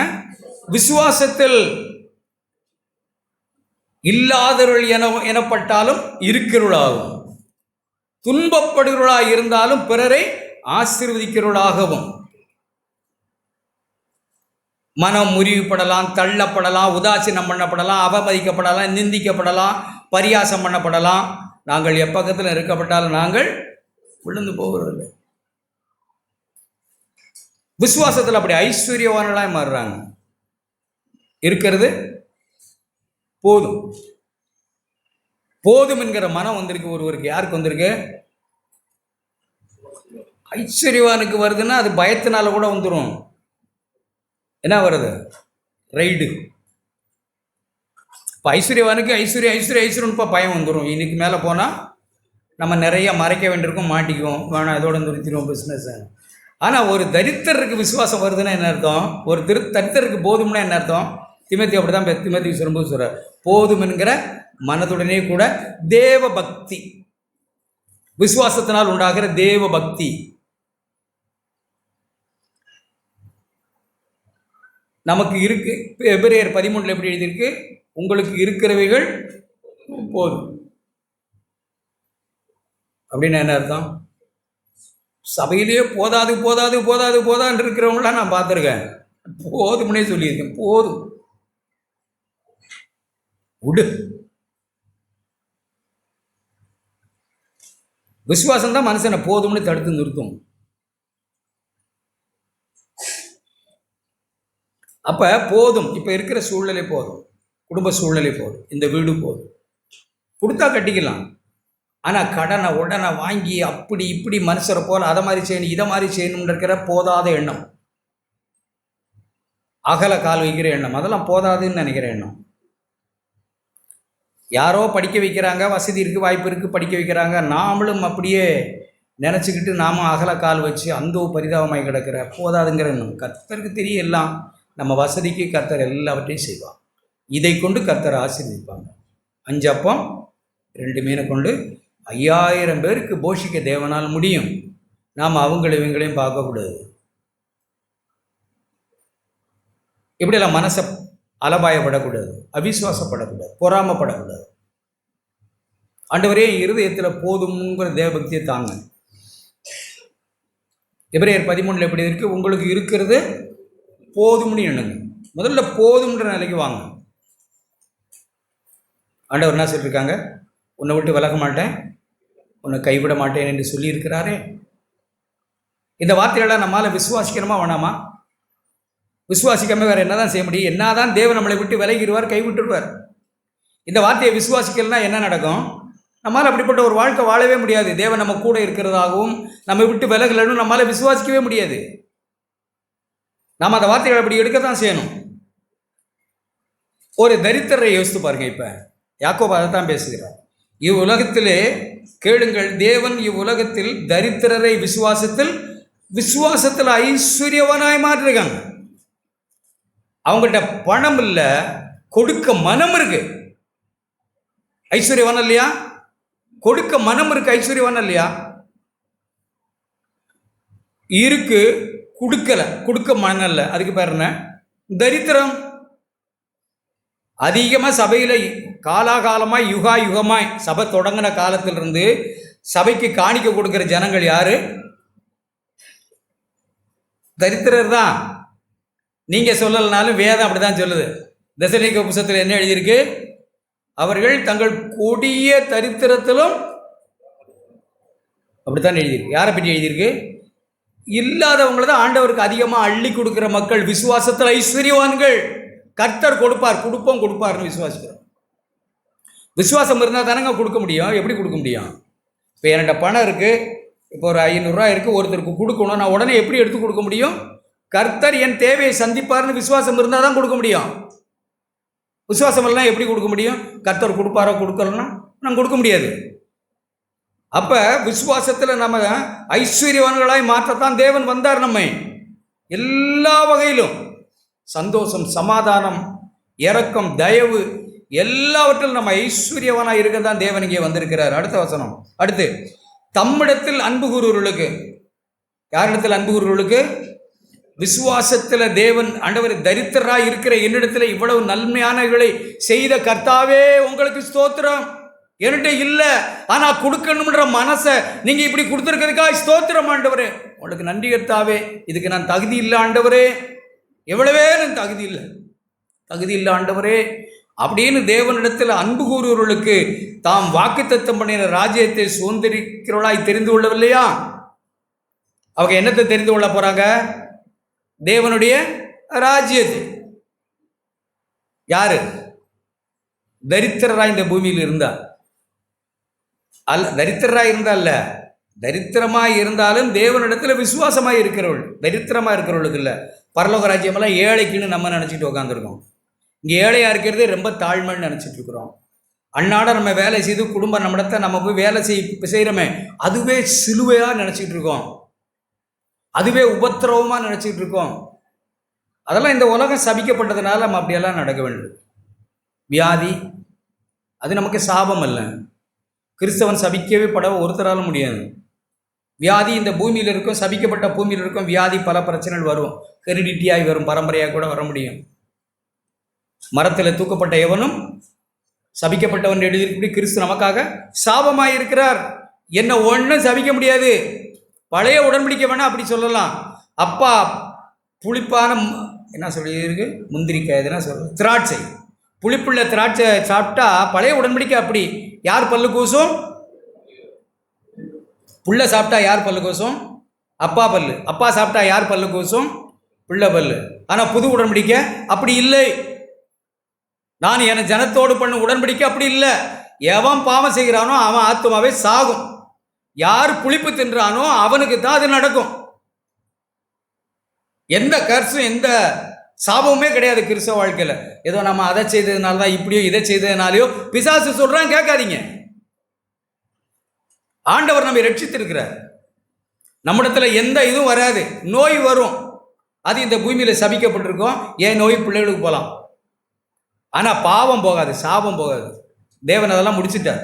பழமொழி அப்படி இருந்திருக்கும். அப்படித்தான் எழுதியிருக்கு எரேமியா 31ஆம் அதிகாரத்தில். பிதாக்கள் புளிக்கிற திராட்சை காய்களை தின்றார்கள், பிள்ளைகளுடைய வாய் புளித்தது என்று பழமொழியை கேட்டிருப்பீங்க. புது உடன்படிக்கை அப்படி இல்லை. விசுவாசமாக ஆண்டவரிடத்தில் நம்ம தைரியமாக வரணும். நம்மை தேவன் விசுவாசத்தில் ஐஸ்வர்யவர்களாக மாற்றிருக்கிறார். நாம் மட்டும் நம்முடைய தரித்திர நிலையை உணர்ந்து இப்போனாலும் சரி, நம்ம கேட்டோம்ல துதிக்கிற வேளையில் என்ன கேட்டோம்? அவர் தீங்குக்காய் யாரை பார்த்தாலும் ஆண்டவர் மனஸ்தாபப்பட்டாங்க. நீ பார்த்துறீங்களா? அவர் இருந்தபோது ஒரு சில காரியங்களை யார் மேலே மனஸ்தாபப்பட்டாங்க? குஷ்டரோகிகள், விபசாரத்தில் கையுங்களமாய் பிடிக்கப்பட்டவர்கள், பாவிகள், திக்கற்றவர்கள், 38 வருஷமாய் படுத்து கிடந்த ஒருத்தன். அவர் பரிதபிக்கிறவர் தான் இருந்தார். தன் தேவையை உணர்ந்தவனாய், ஆண்டவரே என்னை யார் கொண்டு போய் விடுவான்னு தெரில, நான் சுகமாகிறதுக்கு. நிர்பந்த நிலையை உணர்ந்த மனுஷர்கள், பிணியாளிகளை ரட்சிக்கத்தான் ஆண்டவர் வந்தார். அவர்களுக்குத்தான் வைத்தியனாக வந்தார், சுகமுள்ளவர்களுக்கு அல்ல. நாம் சரின்னு இருக்கிறவர்களுக்கு எந்த காலமும் விமோச்சனமே கிடையாது. எத்தனை வருஷம் சபையில் இருந்தாலும் சரி, சுயநீதிக்காரர்களோட தேவன் மல்லு கட்டுகிறதை தவிர அவருக்கு வேற வழியே கிடையாது. விட்டுடணுங்க, சுயநீதி விட்டுடணும். எந்த மேன்மை பாராட்டலும் ஒளியும். அப்படித்தான் எழுதியிருக்கு வேதத்தில்.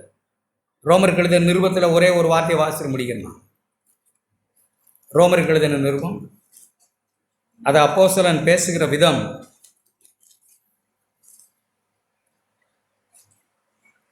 மூணாம் அதிகாரம்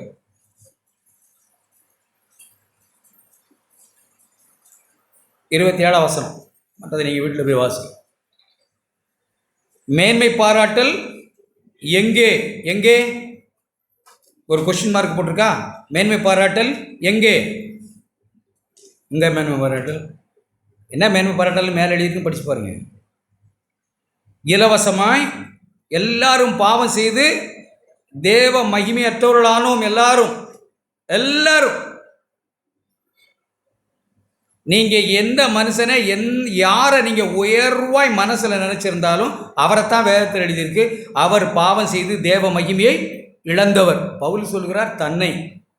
நம்ம எல்லாரும் இலவசமாக அவருடைய கிருபையினாலே கிறிஸ்து இயேசுவில் உள்ள மீட்பை கொண்டு நீதிமான்களாக்கப்படுகிறார்கள். தேவன் பொறுமையாக இருந்தால் கடந்த காலங்களில் நாம் செய்த பாவங்களை நம்ம அப்படியே சொல்லிடுறேன் படித்து. கடந்த காலங்களில் நாம் செய்த பாவங்களை குறித்து அவர் பொறுமையாக இருந்து நம்முடைய பாவங்களை பொறுத்து கொண்டதை குறித்து, பொறுமையாக இருந்து கடந்த காலங்களில் செய்த பாவங்களை அவர் பொறுத்து கொண்டாரே, அதை பொறுத்து கொண்டதை குறித்து பொறுத்து கொண்டார். ஆனாலும் அந்த பாவத்துக்கு தண்டனை கொடுத்தே ஆகணுமா வேண்டாமா? பாவத்தின் சம்பளம் மரணம். பாவம் நியாயந்தீர்க்கப்படணும், அதுக்கு தண்டனை உண்டு. அந்த நீதியை அல்லது அதை பொறுத்து கொண்டு அந்த நீதியை காண்பிக்கும் பொருட்டு தான் நீதியுள்ளவர், பாவத்தை சகிக்க மாட்டார். அது யார்கிட்ட இருந்தாலும் சகிக்க மாட்டார். அப்படி அவர் பொறுத்து கொண்டதை குறித்து தாம் நீதி உள்ளவரும் இயேசுவனிடத்தில் விசுவாசமாக இருக்கிறவன் நீதிமான் ஆக்குகிறவருமாய் விளங்கும்படிக்கு இந்த காலத்திலே தமது நீதியை காண்பிக்க எத்தனமானார் ஆண்டவர். தாம் நீதி உள்ளவர், பாவத்துக்கு அவர் தண்டனை கொடுத்தே தான் ஆகணும். அப்படி எல்லா மனுஷரையும் ஒரே லைனில் கொண்டு வந்துட்டாங்க. எல்லாரும் இந்த இடுக்கமான வாசல் வழியாக தான் வரணும், வேற வழியே கிடையாது. சில நேரங்களில் நமக்கு சிந்தனை இருக்கும். ஆண்டவர் அப்படி தான் சொன்னாங்க, எந்த நீதிமானாலும் சரி, எப்படிப்பட்ட நீ நியாயப்பிரமாணி போதகன் என்னவா இருந்தாலும் சரி, நீ கிறிஸ்துவின் மூலமாக மட்டும்தான் ரட்சிப்படைய முடியும், வேற வழி இல்லை. எல்லாரும் பாவம் செய்து எல்லாரையும் பாவத்தின்களை தேவன் அடைத்து எல்லாரையும் இன்னும் அப்படித்தான் பாவத்துக்களை அடைத்து போட்டார். அவங்க மேலே இறக்கமாக இருக்கத்தக்கதாக எல்லாரும் பாவம் செய்து தேவ மகிமை இழந்தோம். நாம் ரட்சிக்கப்படணும்னா இலவசமாய் நம்முடைய ஒரு நீதி, நம்முடைய கர்மங்கள், நம்முடைய புண்ணியம், நம்முடைய ஜெபம், நம்முடைய வேத படிப்பு, நம்முடைய ஆடை ஆபரணங்களில் மாற்றம் நம்மளை ரட்சிக்காது.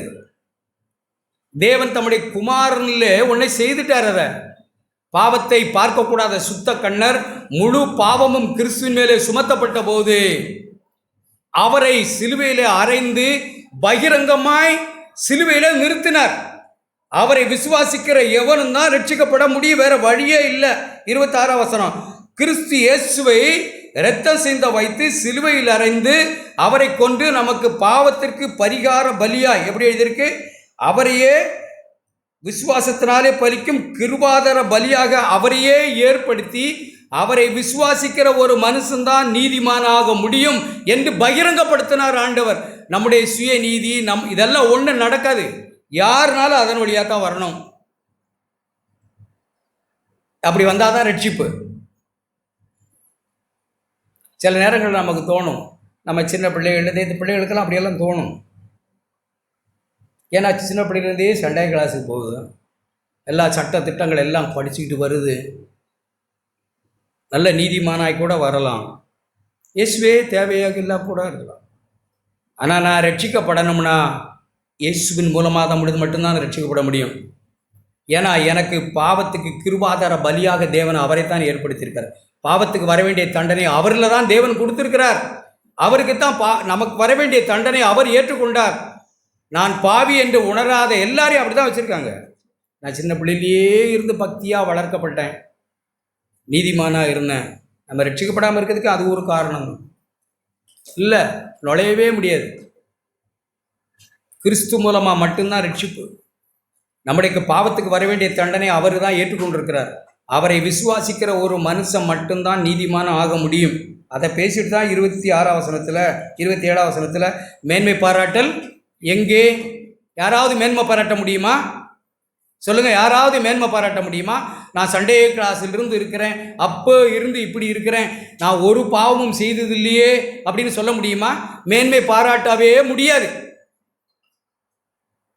அப்படி இல்லைன்னா அடுத்து விழுந்து அடிச்சு பிறண்டு அப்புறம் வர வேண்டியிருக்கும். மேன்மை பாராட்டல் எங்கே? அது ஒளிஞ்சு போனதே. எந்த பிரமாணத்தினால மேன்மை பாராட்டல் ஒளிஞ்சு போனதே? அது எந்த பிரமாணத்தினால? கிரியா பிரமாணத்தினாலயா? கிரியை செய்கிற பிரமாணத்தினால தான் ஒளிஞ்சு போச்சா?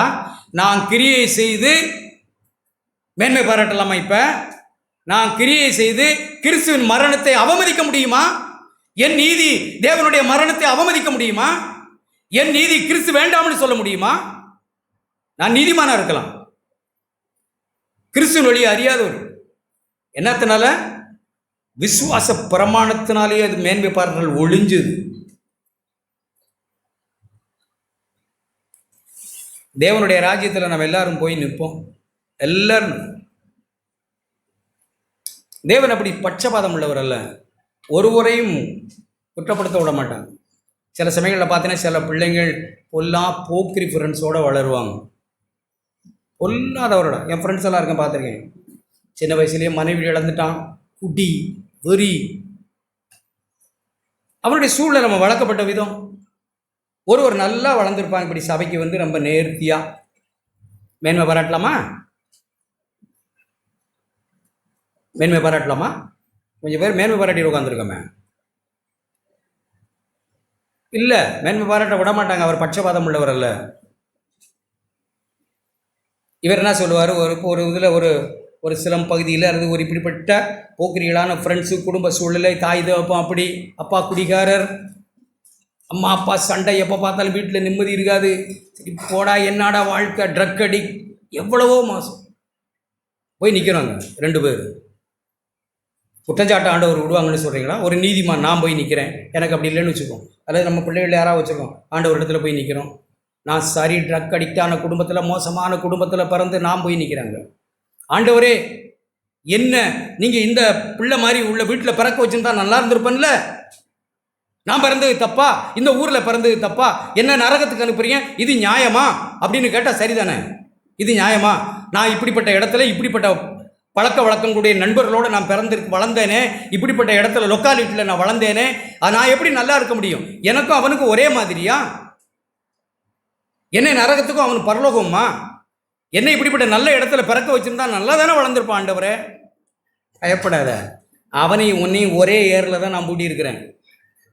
நீயும் விசுவாசத்தினால தான் நீதிமான் ஆக முடியும், அவனும் விசுவாசத்தினால தான் நீதிமான் ஆக முடியும். நான் என் குமாரனை தான் சிலுவையில் தொங்க வைத்து அவரை விசுவாசிக்கிறவன் தான் நீதிமான் ஆக முடியும் என்கிற எல்லா மேன்மை பாராட்டலையும் ஒளிய வச்சிருக்கிறேன். அவனும் எப்படி வந்தான்? தான் நீதி எல்லாத்தையும் குப்பைன்னு எண்ணிட்டு விசுவாசத்தினாலே நீதிமானாய் மாறினான். இப்ப நீ என்ன வர?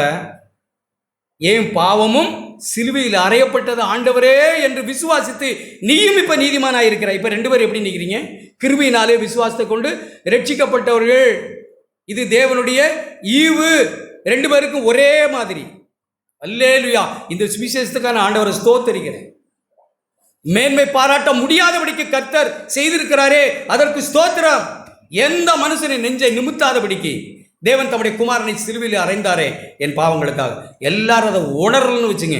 சுயநீதிக்காரர்களாக இருப்போம். இது எட்டா கனிதான். இந்த வாழ்க்கை நம்மால் நல்ல வாழ்க்கை வாழ முடியாது. ஆனால் விசுவாசிக்கிறவளோ இது விசுவாசித்தவளே பாக்கியவதி. அல்லேலூயா. நாம் பாக்கியவான்கள். விசுவாசிக்கிற யாராக இருந்தாலும் பாக்கியவான்கள். அவர்கள் இயேசு வாழ்ந்த வாழ்க்கையை வாழ தேவன் அருள் செய்வார், கிருபை செய்வார். அவரை போலேயே மாற்றி கொண்டு போய் நிறுத்துவாங்க. ஒருவேளை இன்னைக்கு மாறாமல் இருக்கலாம், சாவுக்குள்ள அல்லது ஆண்டவர் வருகிறதுக்குள்ள தேவன் என்னை மாற்றுவார். என்னுடைய குடியிருப்பு, நான் மறுபடியும் பிறந்தவன். 25 வயசு இருந்த எண்ணத்தை இன்னைக்கு சொல்கிறேன். என்னுடைய குடியிருப்போ பரலோகத்தில் இருக்கிறது. அங்கே இருந்து கர்த்தராகிய இயேசு கிறிஸ்து என்னும் இரட்சகர் வர எதிர்பார்த்து கொண்டிருக்கிற கனவு தான் என் கனவு. அல்லேலூயா. அப்படிப்பட்ட விருப்பத்தை கொடுத்த ஆண்டவருக்கு ஸ்தோத்திரம். அவருக்கே சகல கனமும் மகிமையும் துதியும் வல்லமையும் ஆளுகையும் அதிகாரமும் இப்போதும் எப்போதும் உண்டாயிருக்கட்டும். ஆமென்.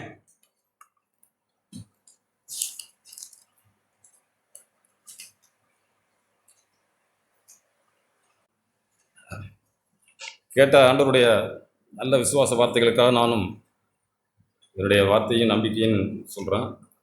ஒரு அருமையான பாடல் பாடணும். நம்ம 73வது பாடல். வார்த்தையை அனுப்பி மகிமைப்படுத்துவார். மெய்யாகவே தேவன் தம்முடைய வார்த்தையை அனுப்பி நாம் பாடும்பொழுது நாம் கவனமாக இருக்கணும். நம் ஆவியோடும் கருத்தோடும் பாடவும் கேட்கவும் நம் செவிகளை தேவன் திறக்கணும். அந்த பாடலில் அப்படி தான் இருக்குது. வார்த்தையை அனுப்பியே தம்மை ஆண்டவர் மையப்படுத்துவார் சொன்னால் ஏதோ இங்கே அருணாச்சலம் பிரதேசம் வந்து பேசுவார், அவர் வார்த்தை தான் என்னை மையப்படுத்துவது அப்படி இல்லை. இயேசுவை அனுப்பியே நம்மை ஆண்டவர் மகிமைப்படுத்துகிறார். நம் விசுவாசமாய் வார்த்தையையும் பாடலையும் கேட்கும்போதே நம்ம ஆரம்பமே இங்கே வந்தவுடனே நம்ம அறைகளை கட்டி அருமையாக நம் சபையில் வார்த்தைகள் கேட்கிறோம். நம்முடைய இருதயத்தின் அறைகளை கட்டி, ஆண்டவரே என்னோட பேசுங்க, நான் வந்திருக்கிறேன், ஆண்டவரே எனக்கு உதவி செய்யுங்க, நான் நித்தியத்துக்கு வாழ பிறந்தவன், நான் என் முடிவு பண்ணலாது, தேவன் நம்மேல் இரக்கமாக வைத்து உங்களையும் என்னையும் நித்தியத்துக்கு அழைத்திருக்கிறார். அந்த ஆண்டவரை ஆராதிக்க, அவரை நம்ப நாம் வந்திருக்கிறோம். நம்முடைய பிள்ளைகள், வாலிப பிள்ளைகள் விசுவாசமாய் சொன்ன வார்த்தைகளுக்காய் கோடான ஒரு ஸ்தோத்திரம். நல்ல தைரியமாய், உற்சாகமாய், தெளிவாய் ஒரு விஷயத்தை நமக்கு விளங்க செய்திருக்கிறாங்க. 3 பேருமே ஒரு காரியத்தை சுருக்கமாக சொன்னாங்க. எப்படின்னா 3 பேருமே ஆண்டவருக்கு பயப்படுகிற பயத்தை குறித்து பேசினாங்க. 3 பேருடைய வாயிலிருந்து வந்த வார்த்தைகள் தாழ்மை. மெய்யாகவே இவங்க சின்ன பிள்ளைங்க, வயசான நான் கற்றுக்க வேண்டிய வேத பகுதி தாழ்மை தான். அதுக்கு மட்டும் நான் ஒரு விளக்கம் சொல்கிறேன். என்னிடத்தில் தாழ்மை இருக்குன்னு சொல்லி நீங்களாம் பார்க்கலாம். ஆனால் எனக்கு தெரியும் என்னிடத்துல தாழ்மை இல்லைன்னு. எப்படின்னா ஒரு நாள் ஒரு கடைக்கு போனேன், நான் பூண்டு கொடுங்க அப்படின்னா, பூண்டு கொடுக்க வேண்டியது தான் அவரோட கடமை. நான் பூண்டு கிலோ 300 ரூபா, கால் கிலோ 75 ரூபா போடவான்னாரு. நான் என்ன சொல்லியிருக்கணும்? போடுங்கன்னு சொல்லியிருந்துருக்கணும். அதுதான் நியாயம். நான் என்ன உங்கள்கிட்ட விலையாக கேட்டேன்? என்னோட இருதயத்தில் பூண்டு தானே கேட்டேன், விலையை குறித்து உனக்கு நியாயம்னு சொல்லி என் இருதயத்தில் அவ்வளோ பெருமை இருக்குது. அவர் என்று சகஜமாக பேசுகிற மனுஷன் தான் என்னுடைய சூழ்நிலையை குறித்து என்ன 300 ரூபா விலை விற்கிது பூண்டு போடவான்னு கேட்டார். ஐயோ அவ்வளோ விலையாக விற்கிது அப்படின்னு சொல்லி நான் சாதாரணமாக பேசியிருக்கலாம். என்னுடைய இதயத்தில் உள்ள பெருமையை பாருங்கள். நான் என்ன உன்கிட்ட விலையாக கேட்டேன், நீங்கள் பூண்டை போட வேண்டியதான்னு சொல்லி என்னுடைய பெருமையை தேவன் சுட்டி காட்டினாருங்க. நம்மளத்துல பெருமை இல்லை, அப்படி இல்லை, இப்படி இல்லை, நான் சபையில் இருக்குன்னு சொல்லி நம்ம மேக்கப் போட்டுக்கலாம். நம்ம இருதயமே நம்மை குற்றவாளியாக வந்து தீர்க்கும். அவருக்கும் தெரியாது, யாருக்கும் தெரியாது. ஆண்டவர் அவர் என்ன கேட்டார்? 300 ரூபாய்க்கு ஒரு பொருள் விற்கிது, நீங்கள் 100 வாங்கிக்கிறீங்களா 50 வாங்கிக்கிறீங்களா கேட்க வந்தார். நான் என்ன விட்ட பொழுது இப்படி கேட்டுட்டேன், ஆண்டவர் என்னை மன்னிச்சிருங்க ஆண்டவர், இடத்துல உள்ள பெருமையை நீங்கள் காட்டுறீங்க. இப்படி தாங்க நம்முடைய வாழ்கிற அந்தரங்க பகுதிகளில் நாம் எப்படி இருக்கோங்கிறத தேவன் நமக்கு உணர்த்துறாரு, உடைக்கிறார். நமக்கு அதெல்லாம் இல்லை. என்னிடத்துல பணம் இருக்கு, நீ போடுன்னு சொல்லி நம்ம பேசிக்கிட்டே போயிடலாம். அது வேண்டாம். அதனால் நம்ம தாழ்மையை குறித்து சதா சிந்திச்சு, ஆண்டவரே நீங்களே தாழ்மையின் ரூபமாக இந்த பூமிக்கு வந்தீங்களே, உண்மை நான் கண்டுபிடிச்சு வாழ எனக்கு நீங்கள் ஒரு வாய்ப்பை கொடுத்துறீங்க ஆண்டவரே, நான் கேட்டுடுறேன்னு சொல்லி நம்ம இருதயம் கேட்கவே பழகணும். அங்கே லூக்கா 16ஆம் அதிகாரத்தில் அந்த ஐஸ்வர்யவான் லாசர் நமக்கு தெரியும். அங்கே பிரச்சனை வந்த பிறகு தான் சொல்கிறாங்க, ஆண்டவரே என்னுடைய சகோதரர்கள் பூமியில் இருக்கிறாங்க, அவங்களுக்கு போய் சொல்லுங்க அப்படிங்கிறாங்க. அங்கே ஆட்கள் இருக்கிறார்கள், அங்கே தேவனுடைய வேலைக்காரர்கள் இருக்கிறார்கள், தேவனுடைய ஊழியக்காரர்கள் இருக்கிறார்கள். அவர்கள் சொல்லுகிற வார்த்தைகளுக்கு அங்கே வருகிற ஜனங்கள் காது கொடுத்து கேட்டால் போதும். இன்னும் போய் ஒரு மனுஷன் உயிரோடு போய் எழும்பி வந்தாலும் விசுவாசிக்க மாட்டாங்கன்னு சொல்லி அங்கே ஆண்டவர் முத்திரை எடுக்கிறார். நம் இதயத்தில் அப்படி விசுவாசத்தின் ஆய்வு உடையவர்களாய், ஆண்டவரே வாழ்க்கையிலே நான் அது வாழ உதவி செய்யுங்க, என்னால் முடியாத ஆண்டவரே நீங்கள் என்னுடைய வாழ்க்கையில் நீங்கள் நடத்துவீங்க. கேட்டது போல ஒரு பக்கம் நீங்கள் இருக்கீங்க ஆண்டவரே, உங்களுடைய நுகத்தை நான் ஏற்றுக்கொண்டு மனத்தாழ்மையாக நடக்க என்னை ஒப்பு கொடுக்கிறேன் அப்படின்னு சொல்லி நாம் ஒப்பு கொடுத்தா போதும். நாம் கேட்டது போல தம்மை விசுவாசிக்கிற, நம்புகிற, தேடுகிற ஜனங்கள் ஒருபோதும் வெட்கப்பட்டு போவதில்லை. ஆமேன். நீங்கள் கேட்டோம்னா யோவே இல்லை, 2 முறை திரும்ப அந்த பிரதர் வசனத்தை படிச்சு காட்டினாங்க. விசுவாசிக்கிற, நம்புகிற, தேடுகிற ஜனங்கள் ஒருபோதும் வெட்கப்பட்டு போவதில்லை. நம்ம கேட்டோம் விசுவாசத்தை குறித்து. மெய்யாகவே உடைக்கப்பட்ட நம்முடைய இதயத்தில் தான் ஆண்டவர் தங்குவார். நீங்களும் நானும் உடைக்கப்பட இடம் கொடுக்க எங்க ஒரு நெல்மணி எப்படின்னா தன்னை அந்த ஈரப்பதத்துக்கு 3 நாள் இந்த விதையை ஊற வச்சு கொண்டு போய் வயலில் திரிப்பாங்க. திரிச்ச பிறகு அந்த ஓடு முதல்ல உடைக்கப்படும். நான் ஊற மாட்டேன், நான் உடைக்கப்பட மாட்டேன்னு சொன்னால் ஒன்றுக்கும் பிரயோஜனப்படாது, தூக்கி போட வேண்டியதான். நம்முடைய வாழ்க்கையும் உடைக்கப்பட தேவன் அனுமதிக்கும் போது நான் உடைச்சிடுறேன் ஆண்டவரே. ஒரு சின்ன வார்த்தை தாழ்மைங்கிறத எனக்கு சொன்னீங்களே, தாழ்மையை நான் கண்டுபிடிச்சிடறேன், உதவி செய்யுங்க. எத்தனையோ பிரச்சனைகள் இருக்குங்க, எவ்வளோ என்கிட்ட அதிகமான பெருமை தாழ்மைலாம் இருக்குது நமக்குள்ள. ஆண்டவரே எனக்கு இந்த பெருமையையும் தாழ்மையும் அறியத்தக்க ஞானத்தை தாருன்னு சொல்லி நம்மை தாழ்ந்து போனால் போதுங்க, தேவன் நமக்கு உதவி செய்வார். எப்பேற்பட்ட தேவனுடைய மனுஷர்களையும் ஆண்டவர் சிறுமைப்படுத்தி தான் தாழ்த்துறாங்க. தானியேல் புத்தகத்தில் நீங்கள் படித்து பாருங்க, சிறுமை நீ உன் இருதயத்தை தேவனுக்கு முன்பாய் சிறுமைப்படுத்துகிற நாள் துவங்கி. தானியேல் பெரிய தேவனுடைய மனுஷன், வல்லமையான மனுஷன், தன் இருதயத்திலே தாழ்த்துறாருங்க. நீ உன் இருதயத்திலே நீ சிறுமைப்படும்படிக்கு தேவன் தான் நம்முடைய வாழ்க்கையில் எல்லாம் செய்ய முடியும். நாம் கேட்டோம் ரோமரின் புஸ்தகம் 4ஆம் அதிகாரம்.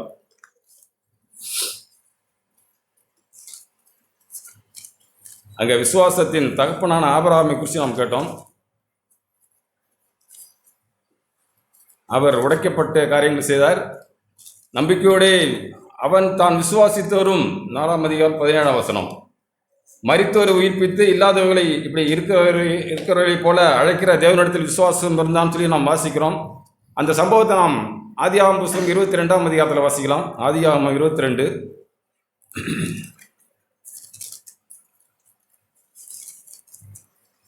அங்கே பிள்ளையை பலி கொடுக்க போகிறாங்க.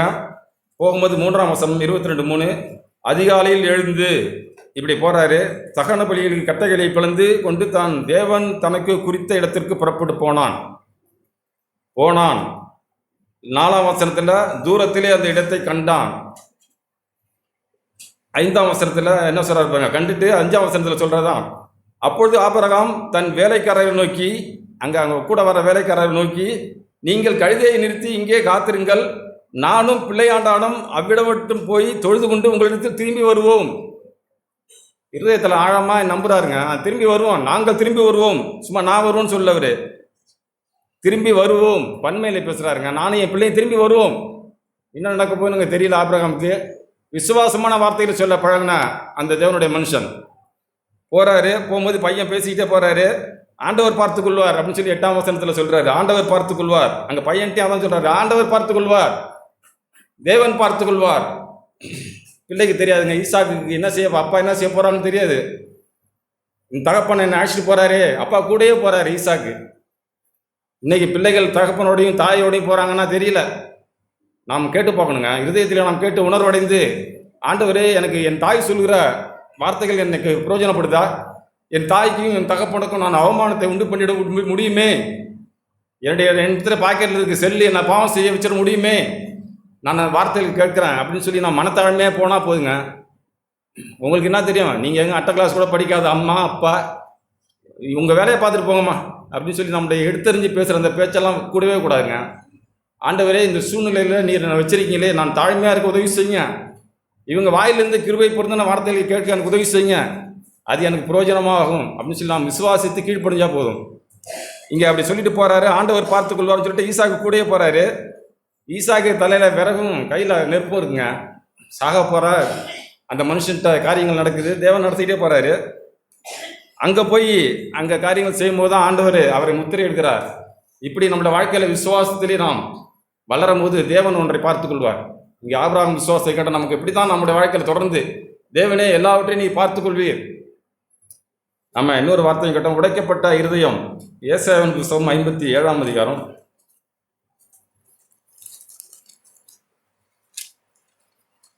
பக்கம் 863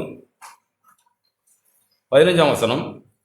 அவர் சொல்றாரு, நடுப்பகுதியிலிருந்து படிக்கிறார். உன்னதத்திலும் பரிசுத்த ஸ்தலத்திலும் வாசம் பண்ண நான் பணிந்தவர்களின் ஆவியை உயிர்ப்பிக்கிறதற்கும் பணிந்தவர்களின் ஆவி. ஆண்டவரே, அது இங்கே யாரோ ஒருத்தவங்களை என்னை பணிய வைக்க முடியாது. அது ஆட்ட மாட்டவனும் அடித்து பணிய வைக்கலாம். நாம் ஆவியை நாம தாங்க பணிய வைக்க முடியும். மாம்சத்திலும் ஆவியிலும் உண்டான அசுசி நீங்க நம்மை நாமே சுத்திகரித்து கொண்டு, ஆண்டவரே என்னோட மாம்சத்தில் என்ன ஆவி இருக்குது, அது எப்படி நீங்கள் ஏன் சுத்திகரிக்க முடியாதா? நான் கேட்டு பார்த்தேன் வரும்போது, எனக்காக என்னுடைய பாவத்துக்காக நீங்கள் ஆண்டவரே சிலுவையிலே தொங்குனீங்களே, என்னுடைய மாம்சத்திலும் ஆவியிலும் உண்டான அசுசி நீங்கள் இன்னும் திரும்ப ஒரு நட வாங்கன்னு சொல்லி கூப்பிடவா முடியும்? ஆண்டவரே, மாம்சத்திலும் ஆவியிலும் உண்டான அசுசி, கெட்ட பழக்கங்கள், தேவையில்லாத காரியங்கள், பொறாமை, எரிச்சல், பெருமை, உடைக்கப்படாத பகுதிகளை எனக்கு காட்டுங்க ஆண்டவரே. அதை நான் கழுவி சுத்திகரிக்க உதவி செய்யுங்க. அப்படி நாம் முற்பட்டு செய்யும்பொழுது பணிந்த ஆவியாக என்னை அவர் உயிர்ப்பிக்கிறதற்கும் நொறுங்கினவர்கள் இருதயத்தை உயிர்ப்பிக்கிறதற்கும் நொறுங்குண்டு பணிந்த ஆவி உள்ள இடத்தில் வாசம் பண்ணுகிறேன். லேலியா, நான் அப்படிதான் வாழ விரும்புகிறேன். ஆண்டவரே, எல்லா சூழ்நிலையிலும் நொறுங்கி பணிந்து வாழணுமே. வெளிப்புறத்தை பார்த்து நம்ம எதுக்கும் மார்க் போட வேண்டாம். நம்ம மனுஷர்கள் தான். அவர் செய்கிற வேலை, அவர் நடக்கிற நடைகள், இது இந்த உலகத்தில் தேவன் வச்சிருக்கிறாங்க. நம்ம கேட்டோம்ல, தரித்திரர்களை விசுவாசத்திலே தேவன் ஐஸ்வர்ய மூலராய் மாற்றி விட்டார். அல்லேலூயா. நாமெல்லாம் நித்தியத்துக்கு உரியவர்களுங்க. நம் ஆண்டவர் நம்மை எழுப்பவே இந்த பூமிக்கு வந்தார். இப்படி நாம் நொறுங்கி வாழும் தேவன் நமக்கு உதவி செய்வார். ஆண்டவர் நம்மை எழுப்ப வந்தார். யோவான் எழுதின சுவிசேஷம் 6ஆம் அதிகாரம் பக்கம் 134 33 படிக்கலாம். அங்கே அநேக காரியங்களை பேசிக்கிட்டே வர்றாங்க. 36ஆம் அதிகாரம் 28ஆம் வசனத்தில் தேவனுக்கு ஏற்ற கிரியைகளை நடக்கும்படி நாங்கள் என்ன செய்ய வேண்டும் என்று அந்த பரிசேயர்கள் கேட்குறாங்க. இயேசு அவருக்கு பிரதியுத்தரமாக, அவர் அனுப்பினவரை நீங்கள் விசுவாசிப்பதே தேவனுக்கு ஏற்ற கிரியாக இருக்கிறது அப்படின்னு சொல்லி பேசிக்கிட்டே வராங்க. பேசிட்டே என்னிடத்துல நீங்கள் பசியாக இருங்க, பசியாக இருக்கிற நீங்கள் இப்படி வாழ்வீங்கன்னு சொல்லி பசியாய் 35ஆம் வசனம், ஜீவாப்பம் நானே, என்னிடத்தில் வருகிறவன் ஒரு கால் பசி அடையான், என்னிடத்தில் விசுவாசமாக இருக்கிறவன் ஒரு கால் தாகம் அடையான்னு சொல்லி ஆண்டவர் தன்னை குறிச்சுட்டே பேசுகிறாரு. பேசிட்டு 39ஆம் வசனம் கடைசியில் ஃபர்ஸ்ட்லேருந்து படிக்கிறான். அவர் எனக்கு தந்தவைகளில் ஒன்றையும் நான் இழந்து போகாமல் கடைசி நாளில் அவைகளை எழுப்புவதே என்னை அனுப்பின பிதாவின் சித்தமாக இருக்கிறது. முதல்ல சொல்கிறாருங்க, பிதா எனக்கு கொடுத்த என்னுடைய பிள்ளைகளை நான் எழுப்புவதே என்னுடைய சித்தமாக இருக்கிறது, பிதாவின் சித்தமாக இருக்கிறது அப்படிங்கிறாரு. அதுக்கு அடுத்தது 40ஆம் வசனத்தில் கடைசி பாருங்க, நான் அவனை கடைசி நாளில் எழுப்புவதும் என்னை அனுப்பினருடைய சித்தமாக இருக்கிறது. 44ஆம் வசனம், கடைசி நாளில் நான் அவனை எழுப்புவேன். இன்னொரு இடத்துல பாருங்க 4ஆம்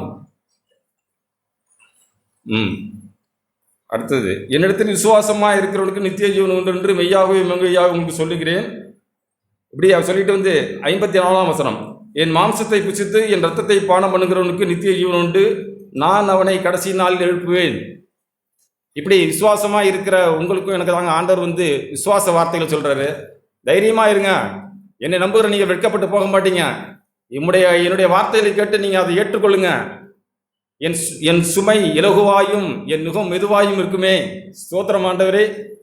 என்னை நீங்கள் உங்களுடைய ராஜ்யத்துக்கு அழைச்சிட்டு போகணுன்னா ஏதோ கையை பிடிச்சி கடற்கடன்னு அழைச்சிட்டு போயிட முடியாது. நொறுக்கி உடைத்து, ஆண்டவரே என்னை நீ நல்ல மனுஷனாய் மாற்றி விடுவீங்க ஆண்டவரே, இன்னும் நான் நமக்குள்ளாய் வளரணுமே, வாழணுமேங்கிற விருப்பம் நமக்குள்ளாய் உண்டாக்கணுங்க, அல்லாதி விருப்பம். நான் இப்படி சொல்லிட்டு முக்கியமாக ஒரு சில காரியங்களை நான் தியானித்தேன். சுருக்கமாக சொல்கிறேன். தாவீது, சவுல், அருமையான 2 கேரக்டருங்க. நீங்கள் போய் வீட்டில் போய் படித்து பாருங்கள். அருமையாக இருக்குது, மிக அருமையாக இருக்குது. போன வாரம் கேட்டோம், தாவீதோட தகப்பன் அங்கே ரூத்து வம்சத்துலேருந்து வர்றாங்க. தாத்தா தாவீது வர்றாரு. தாவீது வம்சத்தில் இயேசு கிறிஸ்து பிறக்கிறாரு. அந்த தாவீதுக்கு தன்னோட வாழ்க்கையில் ஏற்படுகிற எல்லா காரியங்களிலும் தாவீது தன்னை ஒப்பு கொடுக்குறாருங்க, உடைக்கப்படுகிறார்.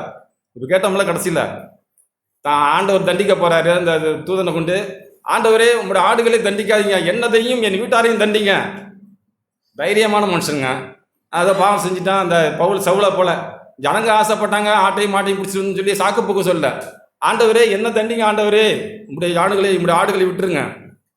நேர்மையாய் உடைக்கப்பட்ட மனுஷனுடைய ஆவி எப்படி தாங்க இருக்கும்? சவுலுக்கு 1000 சந்தர்ப்பங்களை தாவீது கொடுக்குறாரு, இது தேவன் அனுமதிக்கிறாரு. தாவீது சவுலை கொன்னே போட மாட்டேங்கிறாருங்க. அருமையான மனுஷன். அதனால தான் அப்போஸ்தலர் நடவடிக்கைகளில் தாவீது தன் இருதயத்துக்கு ஏற்றவனாக கண்டேன், அவன் தன் காலத்திலே என்னுடைய சித்தத்தை செய்கிற மனுஷன். நாமெல்லாம் நம்முடைய சித்தத்தை செய்து வாழ்ந்து அதை செஞ்சு கட்டி வீடை கட்டி பெருக்கி நிலத்தை வாங்கி சேர்த்து போட்டு பிள்ளைகளுக்கு நான் சாகிறது முன்னாடி எழுதி வச்சிடறேன். ஏன்னா செத்து போனால் அது போயிடும்ல. நம்முடைய குறுக்கு புத்தி நம்ம ஆண்டவர் விசுவாசிக்காம இருக்குதுங்க. ஆண்டவரே இதெல்லாம் ஒன்றும் இல்லை ஆண்டவரே, எனக்கு நீங்கள் கொடுத்துருக்க சூழ்நிலை போதும், நன்மை போதும். இடுக்கமான வாசல் வழியாக உட்பிரவேசிக்க பிரயாசப்படுங்கள். அநேகர் உட்பிரவேசிக்க பிரயாசப்பட்டாலும் முடியாது. ஏன்னா அவங்க அதையும் இதையும் கட்டி வாழ ஆசைப்பட்டு பூமியை நாம் சுகமாய் அனுபவிச்சுட்டு தேவனுடைய ராஜ்யத்துக்கு போகணும்னா அது நடக்காது. ஆண்டவரே உங்களுடைய வார்த்தையில் நான் கேட்டு என்னிடத்துல இருக்கிற பொல்லாப்பு, துப்புரவு, உண்மை கேட்டுட்டு காத்துல போகக்கூடாது ஆண்டவரே. என்னிடத்துல உண்மை இல்லை ஆண்டவரே. நம் இருதயத்தில் ஆழமாக குத்தப்படுங்க. என்னுடைய இருதயம் துப்புரவு ஆகுதானா? இல்லை. சகோதரர்கள் லேசாக தொட்டா போதும், அப்படியே நம்மளுடைய இருதயம் அப்படி கடுமையாக இருக்குது. அவர் என்ன கேட்டார்? பூண்டு 300 ரூபான்னு சொன்னார்.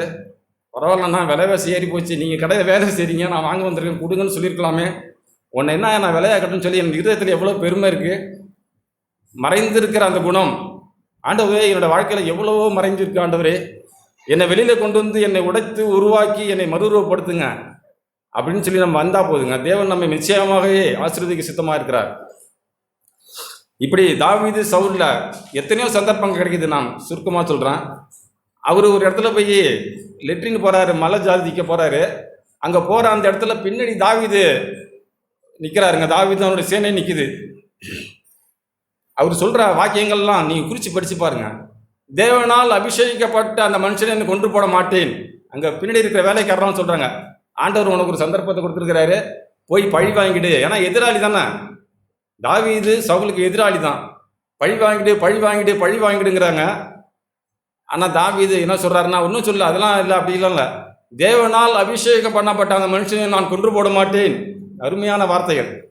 இந்த இருதயம் தாவீதுக்கு எப்படி வந்ததுன்னா, ஆண்டவரை நம்புறாருங்க. ஆண்டவரே நீங்கள் செய்யுங்க, அதை நான் ஒன்றுமே அவனுக்கு பொல்லாப்பி செய்யலையே. 40 நாள் எங்கள் போர் நடக்குது. அங்கே எல்லாரும் போய் நிற்கிறாங்க. அங்கே பவுல் இஸ்ரேல் தேசத்தில் 40 நாளாக கோலியாத்து தூஷிக்கிறான் தேவனையும் தேவனுடைய ஜனத்தையும். தாவீது சின்ன பையங்க, அங்கே போய் அவங்க அண்ணனுக்கு சாப்பாடு கொடுக்க போன பையன்தான். அங்கே போய் அவங்க அண்ணன்லாம் பார்த்துட்டு காரியங்கள் செஞ்சுட்டு வர்றாரு.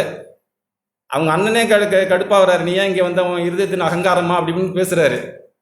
ஆண்டவர் எங்கள் அப்பா என்ன அனுப்புனாரு, நான் வந்திருக்கிறேன், உங்களுக்கு சாப்பாடு கொடுக்க வந்திருக்கேன், வாங்கிங்கன்னு சொல்லிட்டு அவன் இது மேலாம் கவனம் செலுத்தலை.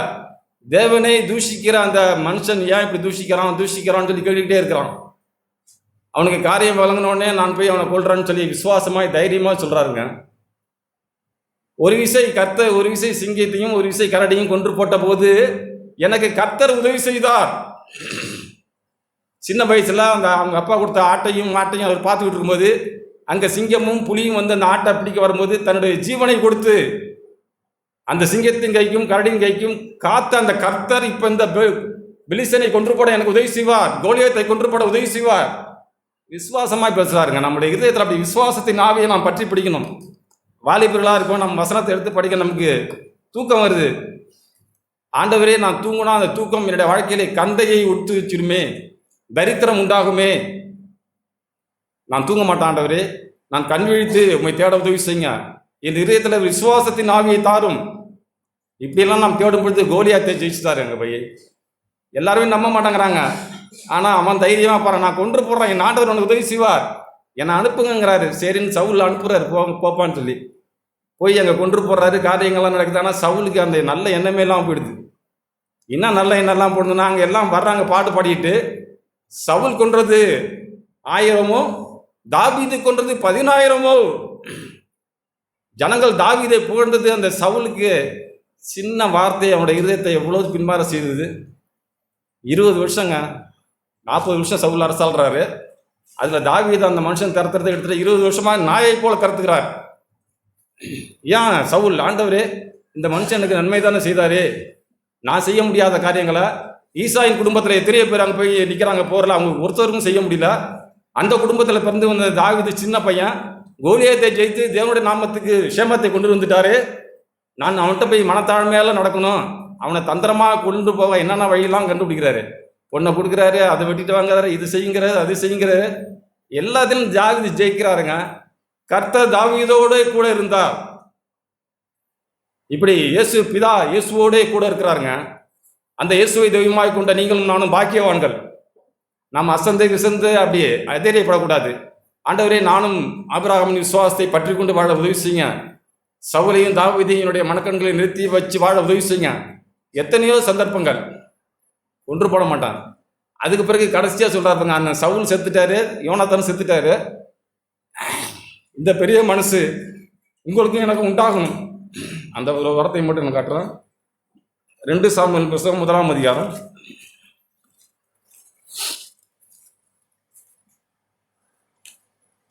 2 சாமுவேல் புத்தகம் 1ஆம் அதிகாரம்.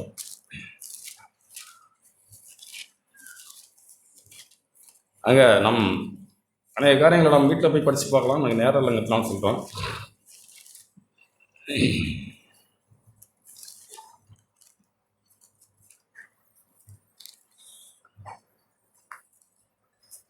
ரெண்டு சாமுவேல் புத்தகம் 1ஆம் அதிகாரம். அங்கே ஒரு மனுஷன் அப்படியான்னு சொல்கிறாரு. அங்கே போர் நடக்குது. சவுலையும் அவங்க பையனையும் கொண்டு போட்டுறாங்க. 4ஆம் வசனம். தாவீது அவனை அங்கேருந்து ஒருத்தன் ஒடியான்னு சொல்கிறான். ஒரு மனுஷன் அந்த போர்லேருந்து ஒடியான்னு சொல்கிறான் தாவீதுகிட்ட. நமக்கு எல்லா விஷயம் தெரியும், அதனால நான் சுருக்கமாக சொல்கிறேன், நீங்கள் புரிஞ்சுங்க. அங்கே தாவீது அவனை பார்த்து நடந்த செய்தியை என்ன சொல்லி என்று கேட்டதுக்கு அவன், ஜனங்கள் யுத்தத்தை விட்டு முறிந்தோடி போனார்கள், ஜனங்களில் அநேகம் பேர் விழுந்து மடிந்து போனார்கள், சவுலும் அவர் குமாரனாகிய யோனத்தானும் மடிந்தார்கள் என்றான். அப்பாடா, தாவீது போய் கூடுறா, பிரியாணி அடிக்க சொல்லு, ஆட்டை அடிக்க சொல்லு, மாட்டை அடிக்க சொல்லு, எல்லாரும் வாங்க, நம்மளோட பெரிய ஒரு ஆளே ஒழிஞ்சிட்டான்டா. சந்தோஷம். ஆண்டவர் என்னுடைய ஜெபத்தை கேட்டார், என்னுடைய எதிராளியை ஒழிச்சு கட்டிட்டார். அவன் செத்தது மாத்திரம் இல்லை, அவனுடைய தலைமுறை பிள்ளையும் கொண்டுட்டார்றா. அல்லே இல்லையான்னு சொல்லி தாவீது ஓடி இருக்கலாங்க. நான் ஓடி இருப்பேன். சும்மா பக்கத்து வீட்டில் எதிர்த்து வீட்டில் கூட வேலை செய்கிற ஒரு மனுஷனுக்கு நமக்கு எதிராக வந்தால் நம்ம மனசு இடிக்குது. என்னடா ஆட்டோவில் 6 பேர் ஏற்றலாம்னு நினைக்கிறேன், இந்த ஆட்டோக்காரன் வந்துட்டாரு. 8 பேர் ஏற்றலாம்னு மனசுக்குள்ளே திட்டம் பண்ணியிருந்தேன், இவர் வந்துட்டாரு. ஆண்டவரே, வேண்டாம் ஆண்டவரே, போதும் என்ற மனத்துடன் கூடிய தேவபக்தி மிகுந்த ஆதாயம், நான் போயிடுறேன் அப்படின்னு சொல்லிட்டு கிளம்ப மனசு இருக்கா? உடனே சும்மா சுருக்கனா வருமானத்துக்கு இடைஞ்சலாக வரவங்களும் சும்மா தேவனே அனுமதிக்கிற ஒரு பாடுகள், பிரச்சனைகள், இதில் நம்ம ஜெயிக்கணுங்க. இங்கே அவர் தாவீது அப்படி சொல்லிங்க. அந்த வாலிபன் சொல்கிறாரு, நான் தற்செயலாக அப்படி போனேன், இப்படி கடந்தது, சவுல் துடிச்சிக்கிட்டு இருந்தாரு, நான் அவரை கொண்டு போட்டுட்டான் அப்படிங்கிறான். சபாஷ், நீ தாண்டா எனக்கு சரியான ஆளுவா, என்னோட ராஜ்யத்தில் உனக்கு முதல் சீட்டு தரணும்னு சொல்லி அவனை அழைச்சிட்டு போய் உட்கார வச்சு மாலை மரியாதை பண்ணி கைத்தட்டி இருந்துக்கலாம். பயங்கர கோபம் வந்துட்டு தாவீதுக்கு. சொல்கிறாரு பாருங்க, திரும்ப அதே வார்த்தைகளை கிட்ட வா, சரி நான் கூப்பிட்டுட்டு போய், நீ யாருன்னு கேட்குறாரு. நான் அமலேக்கியன், தேவனுக்கு பிரியமில்லாத சந்ததி. போய் நிற்கிறாரு. அப்படி நிற்கும் போது சொல்கிறாரு, எப்படி நீ கொண்டுங்கிறாரு. அவர் என்னை கூப்பிட்டாரு, என்னை நோக்கி நீ என் கிட்டில் வந்து நெல்லு, என்னை கொண்டு போடு, என் பிராணன் முழுவதும் இன்னும் போகாதனால நான் எனக்கு வேதனையாக இருக்கிறதுன்னு பவுல் சொல்லிகிட்டே வர்றாரு. உடனே அந்த மனுஷன் அமலேக்கியன் விழுந்து சவுலை கொண்டு போட்டுடுறாரு. கொண்டு போட்டுட்டு தான் தாவீது ஒடியாராரு. ஒடியாந்து சொல்கிறாரு. சொல்ல வரும்போது அவனுக்கு பயங்கர கோபம் வருது. சொன்னவனே உடனே தாவீது 14ஆம் வசனம். தாவீதும் அவனோடு இருந்த சகல மனுஷரும் தங்கள் வஸ்திரங்களை கிழித்து கொண்டு, சவுலும் அவன் குமாரனாகிய யோனத்தானும் கர்த்தருடைய ஜனங்களும் இஸ்ரவேல் குடும்பத்தாரும் பட்டயத்தாலே விழுந்தபடினாலே புலம்பி அழுது சாயங்காலம் மட்டும் உபவாசமாயிருந்தான். அவனுக்கு எதிராளின்னு பார்க்கவே இல்லைங்க. சவுலை அவன் எதிராளின்னு பார்க்கல. சவுல் தனக்கு தேவனால் அனுப்பப்பட்ட பாத்திரம், என்னை உடைக்க ஆண்டவர் சவுலை வச்சிருக்கிறாருன்னு சொல்லி அவன், அதனால தான் 20 வருஷம் 15 வருஷத்துக்கு மேலே காட்டில் போய் பதுங்குறாரு. ஆண்டவரே, என்னை ஏன் நீங்கள் நாயை போல திறத்துறீங்கன்னு சொல்லி கேட்பாரு. அந்த சம்பவத்தை படிச்சு பாருங்க. நான் உங்களுக்கு ஒன்றுமே செய்யலையே, என்னை ஏன் நீங்கள் இப்படி திறத்துறீங்கன்னு சொல்லிட்டு போவார். திரும்ப திரும்ப அவர் போய் சவுலை கொண்டு போட தான், அந்த தாவீதை கொண்டு போட தான் சவுல் எத்தனைப்பார். ஆனால் சவுல் செத்த பிறகு அவனுடைய இருதயத்தில் பாருங்க விழுந்துட்டு, தாவீது அதை தனக்கு அறிவித்த வாலிபனை பார்த்து, நீ எவ்விடத்தான் என்று கேட்டதற்கு அவன் நான் அந்நிய ஜாதியானுடைய மகன், விசுவாசம் இல்லாத வாழ்கிற ஒரு மகன். நம்பிக்கை இல்லாத வாழ்கிற ஒரு மனுஷன் வந்து எதையும் செஞ்சான்னா ஆண்டவர் ஏற்றுக்க மாட்டாருங்க. சும்மா அதெல்லாம் பெருமைக்கும் அகந்தைக்கும் நம்ம எதையும் செய்யலாம். ஆண்டவரே நான் அப்படி செய்யக்கூடாது ஆண்டவரே, இந்த கரங்களை கட்டி போடுங்க. அந்த பொல்லாத மனுஷன் வந்து அந்நிய ஜாதியான் வந்து தேவனால் அபிஷேகிக்கப்பட்ட மனுஷனை குற்றப்படுத்தலாமா? படுத்தக்கூடாது. இவன் கொன்னே போட்டிருக்கான். தாவீது அவனை நோக்கி, கர்த்தர் அபிஷேகம் பண்ணினவரை கொன்று போடும்படி நீ உன் கையை நீட்ட பயப்படாமல் போனது என்ன? எப்படி அருமையாய் பரிசுத்த ஆவியானவர் ஒரு மனுஷனுக்கு சொல்றாரு பாருங்க. உங்களுக்கும் எனக்கும் சத்தியத்தை சொல்லுகிற சகோதரர்களை நாம் நயங்காட்டுகிறோம். எனக்கு சாதகமாக ஒன்று சொன்னால் நல்லதுங்கிறோம், பாதகமாக சொன்னால் அவர் அப்படி தான். அவர் எனக்கு தெரியும், அவர் அப்பேற்பட்ட ஆள் தான் சொல்லி எனக்கு அப்போவே தெரியுமோ. தேவனே அவர் சொல்கிறாருன்னா சரிதான். அவன் ஒரு மனுஷன் தாவீதை தூஷிப்பான், தேவன் நான் தூஷிக்க அனுமதிக்கிறாரு. சரி தூஷிச்சுட்டு போ அப்படின்னு சொல்லி தாவீது பெருந்தன்மையாக விட்டுட்டு போயிடுவார். ஆனால் இங்கே அப்படி செய்யவே இல்லைங்க. கர்த்தரால் அபிஷேகப்பட்ட மனுஷன் நீ உன் கையை நீட்டி கொல்ல உனக்கு தைரியமாக இப்படா வந்தது? பயப்படாமல் பேசலாம். வாரி வெளியே ஒருவனை கூப்பிட்டு அவனை கிட்ட போய் அவன் மேல் விழுந்து அவனை வெட்டுங்கிறார். உடனே வெட்டி காலி பண்ணிடுறாரு. அதுக்கு பிறகு அவர் சொல்றாரு பாருங்க, தாவீது அவனை பார்த்து, உன் இரத்தப்பழி உன் தலையின் மேல் இருப்பதாக, கர்த்தர் அபிஷேகம் பண்ணினவரை நான் கொன்று போட்டேன் என்று உன் வாயே உனக்கு விரோதமாய் சாட்சி. அவன் தான் வந்து சொல்றான். அவன் தலையிலே அவன் அந்த பழியை தாவீது சுமத்திடுறாரு. அதுக்கு பிறகு அதோட போயிட்டு இல்லைங்க, சரி எல்லாம் முடிஞ்சிட்றா அப்படின்னு சொல்லி தாவீதை மூட்டை கட்டிருக்கலாம். தாவீது அப்படியே பேசிட்டு வர்றாருங்க. அதுக்கு பிறகு தான் அவர் பாடுறாரு, யூதா புத்திரருக்கு கற்றுக் கொடுக்கும்படி கட்டளையிட்டான். அது இப்படி ஒரு புத்தகத்தில் எழுதியிருக்கு. அப்படி பேசிட்டே வர்றாருங்க. 21ஆம் வசனம், கில்போவ மலைகளே உங்கள் மேல் பனியும் மழையும் பெய்யாமலும் காணிக்கை ஏற்ற பலன் தரும் வயல்கள் இராமல் போவதாக சபிக்கிறார். சில இடத்த அந்த அவன் இறந்து போன இடத்த. அங்கே பராக்கிரமசாலிகளுடைய கேடகம் அவமதிக்கப்பட்டது. சவுல் தைலத்தால் அபிஷேகம் பண்ணப்படாதவர் போல் அவர் கேடகமும் அவமதிக்கப்பட்டதே. சவுல் சாமுவேலுடைய தைலத்தால் அபிஷேகம் பண்ணப்படாதவர் போலவே அவன் செத்து போயிட்டானே, அவமதிக்கப்பட்டதே.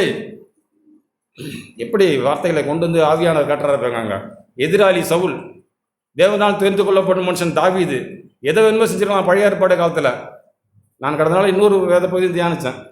நாத்தான் தீர்க்கதரிசி போய் சவுல் தாவீதில் போய் பேசுவார். பேசும்போது நாத்தானை கூட்டு போய் ஒரு ரூமில் அடைச்சி போட்டுருந்துருக்கலாம். உங்கள் வாயை நீ இதுக்கு பிறகு நீ எங்கே போய் சொல்லப்பாரு, பூட்டி போட்டான்னு போட்டுருக்கலாம். உடனே பாவத்தை ஒத்துக்கிறாருங்க. எங்கேயுமே அந்தரங்கத்தில் தேவன் நம்மோடு பேசும்போது பாவத்தை ஒத்துக்கொள்ளக்கூடிய உடைக்கப்பட்ட இருதயம்.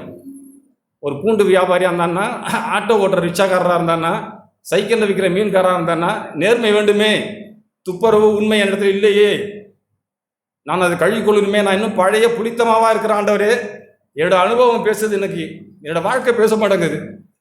என் மனைவிடத்தில் நான் கையை நீட்டுறேன், உபவாசிக்கிறேன். ஆனால் அப்படி நான் உபவாசிக்க விரும்பலன்னு சொல்லி விரும்பக்கூடாது. அப்படி கையை முதல்ல நீட்டிடுறான். ஆண்டவரே நானே பாவம் செய்தேன், என்னோட கூட பேசுங்க, நான் தாவீதை போல உங்களுடைய இருதயத்துக்கு ஏற்ற ஒரு வாழ்க்கை வாழணுமே. புதிய ஏற்பாட்டில் அப்போஸ்தலர் நடபடிகள் அப்படி எழுதியிருக்கு. தாவீது தன் காலத்திலே என்னுடைய சித்தத்தை செய்தான் இருக்க. ஆண்டவரே எனக்கு பூமியில் கொஞ்சம் காலம் கொடுத்துருக்கீங்க, ஆண்டவரே நான் செய்ய எனக்கு அனுக்கரங்க பண்ணுங்க, உதவி செய்யுங்க. உன் காலை பிடிச்சு கொண்டு அழுகுற ஆண்டவரே, என்னை வேறே மனுஷனாய் மாற்றுங்க. நம்ம இருதயம் உடைக்கணும்னா நம்ம ஆண்டவரத்தில் அப்படி தாங்க வரணும். ஒன்றுமே வேண்டாம் ஆண்டவரே, நான் உண்மை தேடுவதிலே கவனமாக இருக்க உதவி செய்யுங்க. இரவும் பகலும் வேதத்தில் தியானமாக இருக்கிற மனுஷன் பாக்கியவான், அவன் செய்வதெல்லாம் வாக்கியம்னு எழுதியிருக்கு. எனக்கு தியானமே இல்லையே, என்ன காரியங்கள் வாக்கியாமல் போகிறதுக்கு நான் தான் ஆண்டவரே காரணம். என் இருதயம் உடைக்கப்படாமல் இருக்கிறது நான் தான் ஆண்டவரே காரணம். உடைத்து ஊத்துற ஆண்டவரே உதவி செய்யுங்க, உதவி செய்யுங்க அப்படின்னு சொல்லி நம்ம ஆண்டவரத்தில் வந்தால் போதுங்க. அந்த அபிஷேக தைலம் உங்கள் மேலும் என் மேலும் தங்கும். அந்த அபிஷேக தைலம் அங்கே அவர் சொல்கிறாரு, கருத்தாக சொல்கிறாரு, எப்படி ஆண்டவருடைய அபிஷேக தைலம் அபிஷேகம் பண்ணப்படாத போலே அந்த மனுஷன் செத்து போயிட்டானே. கொலை உண்ணவர்களின் ரத்தத்தை குடியாமலும் பராக்கிரமசாலியின் இனத்தை உண்ணாமலும் யோனத்தானுடைய வில் பின்வாங்கினதில்லை, சவுலுடைய பட்டயம் வெறுமையாக திரும்பினதில்லை. உயிரோடு இருக்கையில் சவுலும் யோனத்தானும் பிரியமும் இன்பமுமாக இருந்தார்கள். ஸ்தோத்திரம் ஆண்டவரே.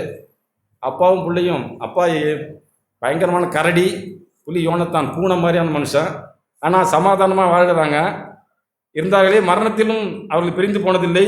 கழுகுகளை பார்க்கலும் வேகமும் சிங்கங்களை பார்க்கலும் இப்படி இருந்தாங்களே அப்படின்னு சொல்லிட்டு, என் சகோதரரே 26ஆம் வசனம், யோனத்தானே,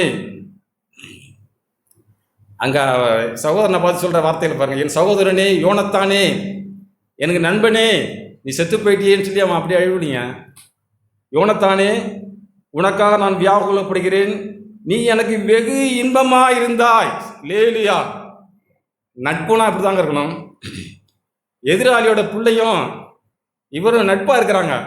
எப்படியாப்பட்ட நட்பு தெரியுமா? அதில் எழுதியிருக்கு, நீ வெகு இன்பமா இருந்தாய், உன் சிநேகம் ஆச்சரியமா இருந்தது, ஸ்திரீகளின் சிநேகத்தை பார்க்கலும் அதிகமா இருந்தது. லேலியா, காதல் ஜோடிகளோட சிநேகத்தை பார்க்கலும் தாவீதும் யோனத்தானும் அன்பாய் நெருக்கமாய் ஐக்கியமாய் ஆண்டவருக்காய் நாம் வாழணுமே அப்படின்னு சொல்லி உறுதியாய் வாழ்ந்த மனுஷர். நம்முடைய இருதயம் இப்படி உடைக்கப்பட்ட நம்ம ஒப்பு கொடுப்போம்.